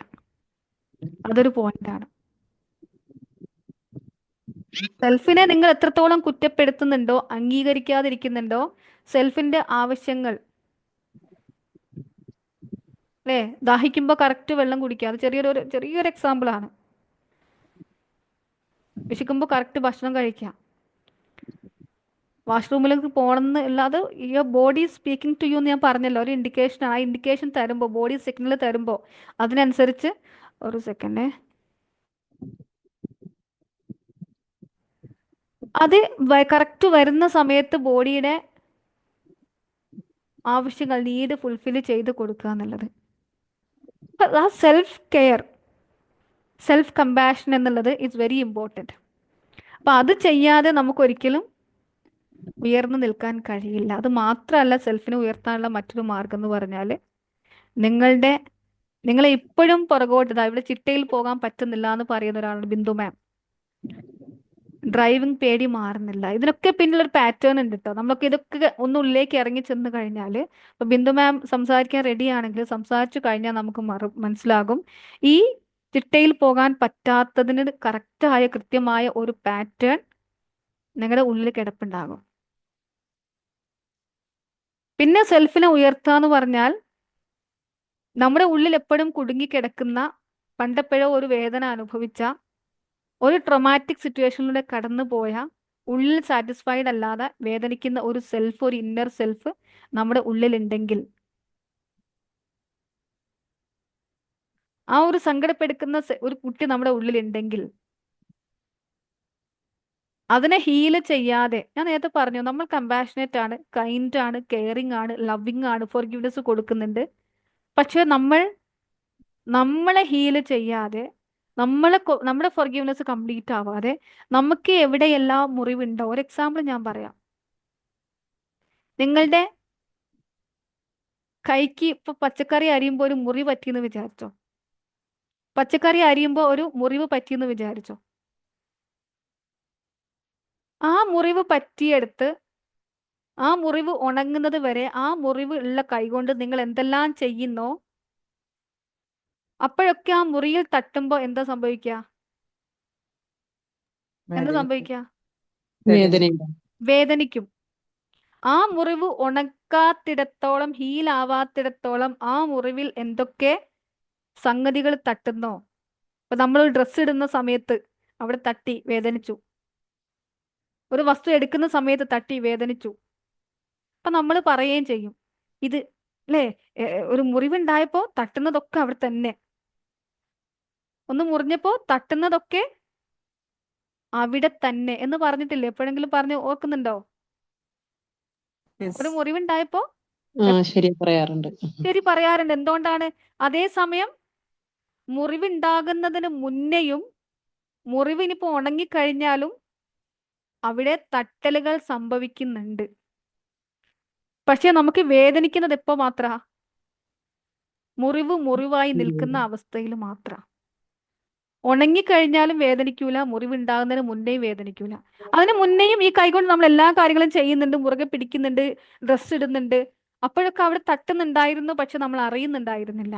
അറിഞ്ഞത് എപ്പോൾ മാത്രമാണ്? മുറിവ് ഉണ്ടായപ്പോൾ മാത്രമാണ്. ആ ഉണ്ടായ മുറിവിന്റെ സ്ഥലത്ത് വേറെ തട്ടൽ വരുമ്പോൾ മാത്രമാണ്. ഇതേപോലെയാണ് നമ്മുടെ ഇന്നർ വൂണ്ട് എന്ന് പറയുന്നത്, നമ്മുടെ ഉള്ളിലുള്ള വൂണ്ട് എന്ന് പറയുന്നത്. നമ്മുടെ ഇന്നർ സെൽഫില് പണ്ടെപ്പോഴോ ഉണ്ടായ ഒരു മുറിവ്, ആ മുറിവ് ഉണങ്ങാത്തിടത്തോളം അതിന് സമാനമായ സാഹചര്യങ്ങളിലൂടെ നമ്മൾ കടന്നു പോകുമ്പോൾ, അത് ഹീലായിട്ടില്ലെങ്കിൽ അതേ സിറ്റുവേഷൻ നമ്മളിലൂടെ കടന്നു പോകും, വീണ്ടും വീണ്ടും നമുക്ക് അവിടെ തട്ടുകയും ആ മുറിവിൽ നമുക്ക് വല്ലാണ്ട് നീറ്റലുണ്ടാവുകയും നമ്മൾ സ്ട്രെസ് ആവുകയും ചെയ്യും. അപ്പൊ അതിനുള്ളൊരു പരിഹാരം എന്ന് പറഞ്ഞാൽ ആ മുറിവിനെ ഉണക്കിക്കഴിഞ്ഞാൽ അപ്പോഴും അവിടെ തട്ടും, പക്ഷെ നമ്മൾ എന്ത് ചെയ്യില്ല, നമ്മളത് അറിയില്ല. നമുക്കത് വെരി സിമ്പിൾ ആയിരിക്കും. ആ കൈ കൊണ്ട് നമുക്ക് എന്തെങ്കിലും ഒന്ന് ഹോൾഡ് ചെയ്യണമെങ്കിൽ വളരെ സിമ്പിൾ ആയിരിക്കും. പക്ഷെ ആ മുറിവ് അവിടെ ഉള്ളപ്പോ നമുക്ക് ആ കൈ കൊണ്ട് ഒന്നും ചെയ്യാൻ കഴിയില്ല. ഇതേപോലെയാണ് നമ്മുടെ ഇന്നർ സെൽഫിനുള്ള ഇന്നർ ചൈൽഡ് വൂണ്ട് എന്ന് പറയുന്നത്. ആ വൂണ്ട് അവിടെ കിടക്കുമ്പോൾ, ആ വൂണ്ട് നമ്മുടെ ഉള്ളിൽ ഉണ്ടെങ്കിൽ, പണ്ടുണ്ടായ ഒരു വൂണ്ടാണ്, അതൊന്നും ഉണങ്ങിയിട്ടുണ്ടായിരുന്നില്ല. അന്നൊരു കുട്ടിയായിരുന്ന സമയത്ത് ആരോ കളിയാക്കിയ, ആരോ ഒറ്റപ്പെടുത്തിയ, നീ കൊള്ളൂലാന്ന് പറഞ്ഞ, പാരൻസ് ഒറ്റയ്ക്കാക്കി പോയ, അല്ലെങ്കിൽ ആരെങ്കിലും ഒന്ന് നമ്മളെ ആവശ്യങ്ങൾ, നമുക്ക് എന്തെങ്കിലും ഒന്ന് വാങ്ങിത്തരാമെന്ന് പറഞ്ഞിട്ട്, പാരൻസ് വാങ്ങിത്തരാമെന്ന് പറഞ്ഞിട്ട് വാങ്ങിത്തരാതെ പോയ ആ ഒരു കുട്ടി എൻ്റെ ഉള്ളിൽ അന്ന് wounded ആയിട്ട് സങ്കടപ്പെട്ട് കരഞ്ഞ ആ കുട്ടിയെ പിന്നെ ആ കുട്ടിയെ നിങ്ങൾ തിരിഞ്ഞു നോക്കിയിട്ടില്ലെങ്കിൽ, ആ കുട്ടിയെ ആശ്വസിപ്പിച്ചിട്ടില്ല എങ്കിൽ, ആ കുട്ടിയെ ഒന്ന് നമ്മൾ സമാധാനിപ്പിക്കാതെ പോയ സമയത്ത് അങ്ങനെ ഉണ്ടെങ്കിൽ, പിന്നീട് അതിന് സമാനമായ സാഹചര്യങ്ങൾ വരുന്ന സമയത്ത് ആ കുട്ടി ഉള്ളിൽ കിടന്നിട്ട് തലപൊക്കി നോക്കും. ആ മുറിവിലാണ് ഇപ്പോഴും തട്ടുന്നത്. അതേസമയം ആ കുട്ടി ഹീലായി കഴിഞ്ഞാൽ പിന്നീട് തട്ടുന്ന സമയത്ത് എന്താവില്ല, വേദനിക്കൂല. നിങ്ങൾക്ക് മനസ്സിലാവുന്നുണ്ടോ? ഹീലിംഗ് ക്ലാസ് ഉണ്ട്, നമ്മുടെ ഇന്നർ ചൈൽഡ് ഹീലിംഗ് ക്ലാസ് ഇപ്പോൾ ഒരു സെഷൻ കഴിഞ്ഞിട്ടുണ്ട്, ഒരു ബാച്ച് ഇപ്പോൾ കംപ്ലീറ്റ് ആയിട്ടുണ്ട്. ഇന്നർ ചൈൽഡ് ഹീലിംഗ് മാത്രമായിട്ട്, വേറൊന്നുമില്ല, അതിൽ ഇന്നർ ചൈൽഡ് ഹീലിംഗ് മാത്രമാണ്. 5 ലൈവ് സെഷൻ ഉണ്ടായിരുന്നു. ഇന്നർ ചൈൽഡ് തീർച്ചയായിട്ടും നമ്മുടെ ഓൾഡ് മെമ്മറീസ് ഓർമ്മ വരും. നമ്മൾ ഇന്നർ ചൈൽഡിലേക്ക് പോകും. നമ്മൾ ഓരോന്ന് എടുത്തിട്ട്, പലരും ചോദിക്കും എന്തിനാ അതിങ്ങനെ ഓർമ്മിപ്പിക്കുന്നതെന്ന്. നമുക്ക് ആ മുറിവ് ഉണക്കണമെങ്കിൽ തൽക്കാലം നമ്മൾ എന്തെങ്കിലും ഒന്ന് കെട്ടിവെച്ചത് കൊണ്ട് കാര്യമുണ്ടോ? താൽക്കാലികമായിട്ട് കെട്ടിവെക്കുന്നതിനേക്കാൾ ആ മുറിവ് തുറന്ന് അതിന് വേണ്ട മെഡിസിൻ അവിടെ കെട്ടിവെച്ച് അത് ഹീലാക്കുമ്പോഴാണ് അത് ഹീലാവുന്നത്. അതേസമയം അങ്ങനെ ചെയ്യാതെ നമ്മൾ താൽക്കാലികമായിട്ട് കെട്ടിവെക്കുമ്പോഴാണ് ആ കെട്ടൽ വിട്ടുപോകുമ്പോൾ നമുക്ക് എന്ത് സംഭവിക്കുന്നത്? വീണ്ടും വീണ്ടും ആ മുറിവിൽ തട്ടുന്നതും അതേ സിറ്റുവേഷൻസ് വരുന്ന സമയത്ത് വീണ്ടും നമുക്ക് പെയിൻഫുൾ ആകുന്നതും. അപ്പോൾ തീർച്ചയായിട്ടും നമ്മുടെ ഇന്നർ ചൈൽഡ് ഹീലിംഗിന്റെ കോഴ്സ് ഉണ്ട്, നിങ്ങൾക്ക് കണക്ട് ചെയ്യാം. നമ്മുടെ ഗ്രൂപ്പിലുള്ളവരാണെങ്കിൽ ആ ഗ്രൂപ്പിൽ നമ്മുടെ കോൺടാക്ട് നമ്പർ കാര്യങ്ങളൊക്കെ ഉണ്ട്, കണക്ട് ചെയ്താൽ മതി. അഡ്മിൻസിനെ കണക്ട് ചെയ്താൽ നമ്മുടെ നെക്സ്റ്റ് ബാച്ചിലേക്കുള്ള അഡ്മിഷൻ ഡീറ്റെയിൽസ് കാര്യങ്ങളൊക്കെ അറിയേണ്ടവർക്ക് ഒന്ന് കണക്ട് ചെയ്യാം. ഇപ്പോഴത്തെ ബാച്ച് നമുക്ക് 90 ഡേയ്സ് ആക്ടിവിറ്റിയോട് കൂടിയിട്ടാണ്, 90 ഡേയ്സ് ഫോളോ അപ്പോട് കൂടിയിട്ടാണ് 90 ഡേയ്സ് ഫോളോ അപ്പോട് കൂടിയിട്ടാണ് കോഴ്സ് നടക്കുന്നത്. ഇത്തവണത്തെ നെക്സ്റ്റ് ബാച്ചിൽ ഒരു 7 ലൈവ് സെഷൻസ് ഉണ്ടാകും. 5 ആയിരുന്നു, 7 ലൈവ് സെഷൻസ് ഉണ്ടാകും. ആ 7 ലൈവ് സെഷൻസിലും ഒന്നോ രണ്ടോ കാര്യങ്ങളല്ല, നമ്മൾ ഇന്നർ ചൈൽഡിനെ അറിയലും, ഇന്നർ ചൈൽഡിനെ ഹീൽ ചെയ്യലും, ഇന്നർ ചൈൽഡ് മെഡിറ്റേഷനും, അതേപോലെ തന്നെ ആ ഇന്നർ ചൈൽഡ് വൂണ്ട്, അത് മദർ വൂണ്ട്, അമ്മയിൽ നിന്ന് കിട്ടിയ വൂണ്ട് ഉണ്ടാവും നമുക്ക്. നമുക്ക് എപ്പോൾ നോക്കിയാൽ നമുക്ക് നമ്മളെ അമ്മയോട് അൺകണ്ടീഷണൽ ലവ് കാര്യങ്ങളൊക്കെ ഉണ്ട് എന്ന് പറഞ്ഞാലും സെഷനിൽ അറ്റൻഡ് ചെയ്തപ്പോഴാണ് പറഞ്ഞത് ഇങ്ങനെ ഒരു കാര്യം ഉമ്മയുമായിട്ടുണ്ട് എന്ന് ഞാൻ വിചാരിച്ചിരുന്നില്ല. സെഷനിൽ ഇരുന്നപ്പോഴാണ്, അല്ലെങ്കിൽ ആ ഒരു തെറാപ്പിയിലൂടെ കടന്നു പോകുമ്പോഴാണ് അത് എൻ്റെ ഓർമ്മയിലേക്ക് വന്നത്. മദർ വൂണ്ട്, ഫാദർ വൂണ്ട്, ഇങ്ങനെ ഒരുപാട് കാര്യങ്ങൾ ഓരോന്ന് എടുത്തിട്ടാണ് നമ്മൾ ചെയ്യുന്നത്. അപ്പം അതിൽ ആർക്കെങ്കിലും അതിന് ഡീറ്റെയിൽസോ കാര്യങ്ങളോ വേണമെന്നുണ്ടെങ്കിൽ, ഇപ്പോൾ സമയം 9:15 നമ്മൾ വൈൻഡപ്പ് ചെയ്യാൻ പോവാണ്. അറിയണമെന്നുള്ളവർക്ക്, കൂടുതൽ ഡീറ്റെയിൽസ് അറിയണമെന്നുള്ളവർക്ക്, അപ്പം അതാണ് ആ ഒരു ചൈൽഡ് ഹീൽ ആവാത്തത് കൊണ്ടാണ്, അല്ലെങ്കിൽ ആ ഒരു മുറിവ് ഞാൻ നേരത്തെ പറഞ്ഞില്ല, ആ മുറിവിലാണ് അതൊന്നും രണ്ടും മുറിവായിരിക്കില്ല, ഒരുപാട് മുറിവുകൾ ഉണ്ടാകും. ആ മുറിവിൽ തട്ടുമ്പോഴാണ് ആക്ച്വലി ആ കുട്ടി കരയുന്നതിൽ നിങ്ങൾ വേദനിക്കുന്നത്. അപ്പോൾ ഷാമില മാമാണ് ചോദിച്ചത്, അബ്ദുൽ ജബ്ബാർ സാർ ചോദിച്ചു. അപ്പോൾ എന്തെങ്കിലും ഡീറ്റെയിൽസ് അറിയണമെങ്കിൽ അഡ്മിൻസ് ആയിട്ട് കണക്ട് ചെയ്യാം, ചോദിക്കാം. നമ്മൾ നോമ്പിന് മുന്നേ നെക്സ്റ്റ് ബാച്ചിലേക്ക് ഒരുപാട് ആളെ നമ്മൾ അഡ്മിറ്റ് ചെയ്യുന്നുണ്ടാവില്ല. കാരണം ഇന്നർ ചൈൽഡ് ഹീലിംഗ് എന്നൊക്കെ പറയുമ്പോൾ ജസ്റ്റ് ഒരു സെഷൻസ് എടുത്ത് അങ്ങ് പോവാന്നുള്ളതല്ല. അവർക്ക് ഇൻഡിവിജ്വൽ ആയിട്ട് അറ്റൻഷൻ കൊടുത്ത്, ഞാൻ പറഞ്ഞു 90 ഡേയ്സ് ഫോളോ അപ്പോട് കൂടിയിട്ടാണ് നമ്മൾ ചെയ്യുന്നത്. ഓക്കെ, അപ്പോൾ ഇനി എന്തെങ്കിലും ചോദിക്കാനുണ്ടെങ്കിൽ ചോദിക്കാം, അതർവൈസ് ടൈം ഒരുപാടായിട്ടുണ്ട്, നമുക്ക് വൈൻഡപ്പ് ചെയ്യാം അല്ലേ? ഇന്നർ ചൈൽഡ് എന്ന് പറയുന്നത് ചൈൽഡ്ഹുഡ് മാത്രമാണോ, അല്ലെങ്കിൽ നമ്മളൊരു ആഫ്റ്റർ 15 ഇയേഴ്സ് അല്ലെങ്കിൽ 20 ഇയേഴ്സ് അങ്ങനെ എല്ലാം വരുമോ? എല്ലാം വരും, എല്ലാം വരും, എല്ലാം വരും. നമ്മുടെ ഇന്നർ ചൈൽഡ് എന്ന് പറയുമ്പോൾ ആ ചൈൽഡ്ഹുഡ് മാത്രമല്ല, കഴിഞ്ഞ ദിവസം എക്സ്പീരിയൻസ് പറഞ്ഞാൽ അത് ഓട്ടോമാറ്റിക്കലി വരും. നമ്മൾ ആ പ്രാക്ടീസിലൂടെ കടന്നു പോകുമ്പോൾ നമുക്ക് തന്നെ വരും. കഴിഞ്ഞ ദിവസം ഉള്ളൊരു എക്സ്പീരിയൻസ് പറഞ്ഞെന്താന്ന് വെച്ചാൽ, നമുക്ക് ഇപ്പൊ കിട്ടുന്നത് ആ കുട്ടി ഹീലായി കഴിഞ്ഞാൽ പിന്നെ ഇപ്പൊ ആ ഒരു ഫീലിങ്സ് കാര്യങ്ങൾ നമ്മുടെ ആ ഫസ്റ്റ് സെക്കൻഡ് സെഷനിൽ തന്നെ ഒരുപാട് കാര്യങ്ങൾ, ആ ഒരു ഏറ്റവും പെയിൻഫുൾ ആയിട്ടുള്ള സിറ്റുവേഷൻ ഹീലായി പോയി എന്ന് പറയുന്നത്. അതേപോലെ തന്നെ എന്താ പറയാ, പിന്നെ ആ കുട്ടി ആ ഇന്നർ ചൈൽഡിനെ മാത്രമല്ല, പാസ്റ്റിൽ നടക്കുന്ന എന്തും നമ്മുടെ ഒരു വിശ്വാസം എന്ന് പറഞ്ഞാൽ ഇന്നർ ചൈൽഡ് എന്ന് പറഞ്ഞാൽ ആ ചൈൽഡ്ഹുഡ് ആണ്. പക്ഷെ ആ ചൈൽഡ്ഹുഡിൽ നിന്നും വരുന്ന അവിടെയാണ് ആ റൂട്ട് കിടക്കുന്നത്. അവിടെ നിന്നും തുടങ്ങിയിട്ടുള്ള അല്ലെ ഇന്നലെ വരെയുള്ള കാര്യങ്ങൾ. അതാണ് ഞാൻ നേരത്തെ നിങ്ങളോട് പറഞ്ഞത്. നിങ്ങൾ ഫൊർഗീവ്നെസ് കൊടുക്കുന്നുണ്ട്. ഫൊർഗീവ്നെസ് മറ്റുള്ളവരെ മുന്നിൽ വന്ന് കൊടുക്കുന്ന സമയത്ത് നിങ്ങളുടെ സെൽഫിനെ ഹീൽ ചെയ്യാതെ, നിങ്ങളുടെ സെൽഫിനോട് കമ്പാഷനേറ്റ് ആവാതെ, നിങ്ങളുടെ സെൽഫിനെ എന്താ പറയാ ഫൊർഗീവ്നെസ് കൊടുക്കാതെ, അന്ന് കരഞ്ഞിരുന്ന ആ കുട്ടി ഇപ്പോഴും ആ ഉള്ളിൽ കിടക്കുന്ന ആ കുട്ടിയെ ഹീൽ ചെയ്യാതെ നമ്മൾ മറ്റുള്ളവരോട് ഫൊർഗീവ്നെസ് കൊടുക്കുമ്പോൾ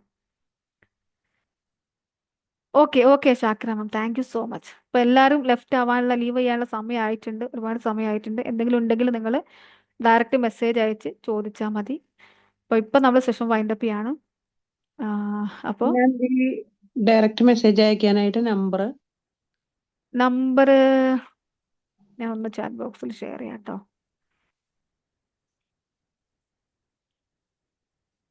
നിങ്ങൾ ഗ്രൂപ്പിലുണ്ടോ? റെറ്റോറിയ എഡ്യു ഹബിലുണ്ടോ ബിന്ദു മാം? ഞാൻ ഇപ്പോ കേറിയതാ, ഒരു ഫ്രണ്ട് തന്നിട്ട് ഞാൻ ഇപ്പൊ കേറിയതാ. ആണോ? ഞാൻ എൻ്റെ നമ്പർ ഒന്ന് ഷെയർ ചെയ്യാം.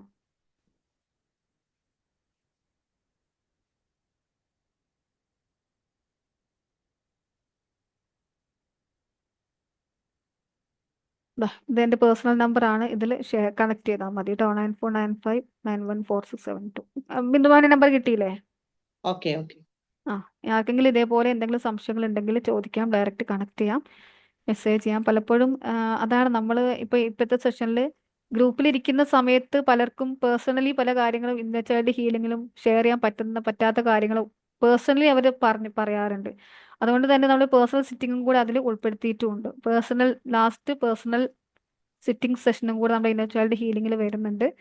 6 ലൈവ് സെഷനും 1 പേഴ്സണൽ സിറ്റിംഗ് സെഷനും കൂടി ആയിരിക്കും. പലർക്കും ഓപ്പൺ ആയിട്ട് സെഷനിൽ പറയാൻ പറ്റാത്ത കാര്യങ്ങളൊക്കെ ഉണ്ടാവും. അവരുടെ ലൈഫ് എക്സ്പീരിയൻസ്, പാസ്റ്റ് ലൈഫ് എക്സ്പീരിയൻസും ട്രൊമാറ്റിക് ആയിട്ടുള്ള, എബ്യൂസ്ഡ് ആയിട്ടുള്ള ഒരുപാട് എക്സ്പീരിയൻസ് ആ കേൾക്കുമ്പോഴാണ് മനസ്സിലാവുക എത്രത്തോളം ട്രോമാറ്റിക് ആയിട്ടുള്ള സംഭവങ്ങളിലൂടെ കടന്നു പോയിട്ടുള്ള ചൈൽഡ്ഹുഡിലുള്ള ഒരുപാട് ആളുകൾ. അപ്പൊ ആ കുട്ടിയെ ഹീൽ ചെയ്യാതെ മുന്നോട്ട് പോകുമ്പോഴാണ് നമ്മൾ ലൈഫിൽ സ്റ്റക്ക് ആവുന്നു, എനർജി കിട്ടുന്നത്. That pattern is repeating. പാറ്റേണിന്റെ ഒരു റിപ്പീറ്റേഷൻ ആണ് പലപ്പോഴും നമ്മൾ അനുഭവിക്കേണ്ടി വരാറുള്ളത്. അപ്പോൾ നമുക്ക് വൈൻഡ് അപ്പ് ചെയ്യാം. ഇൻഷാല്ലാ നെക്സ്റ്റ് നമുക്ക് അടുത്ത വെബിനാറിൽ ബാക്കി കാര്യങ്ങൾ പറയാം. അപ്പോൾ thank you all. Good night. Thank you, ma'am. Good night. Thank you. Thank you so നല്ല മച്ച്. Thank you, ma'am. സന്തോഷം. Thank you. Thank you. Thank you Bindu. Thank you, ma'am. Good night. Thank you. Thank you Raseena ma'am. Thank you Shemi മോൾ. Thank U.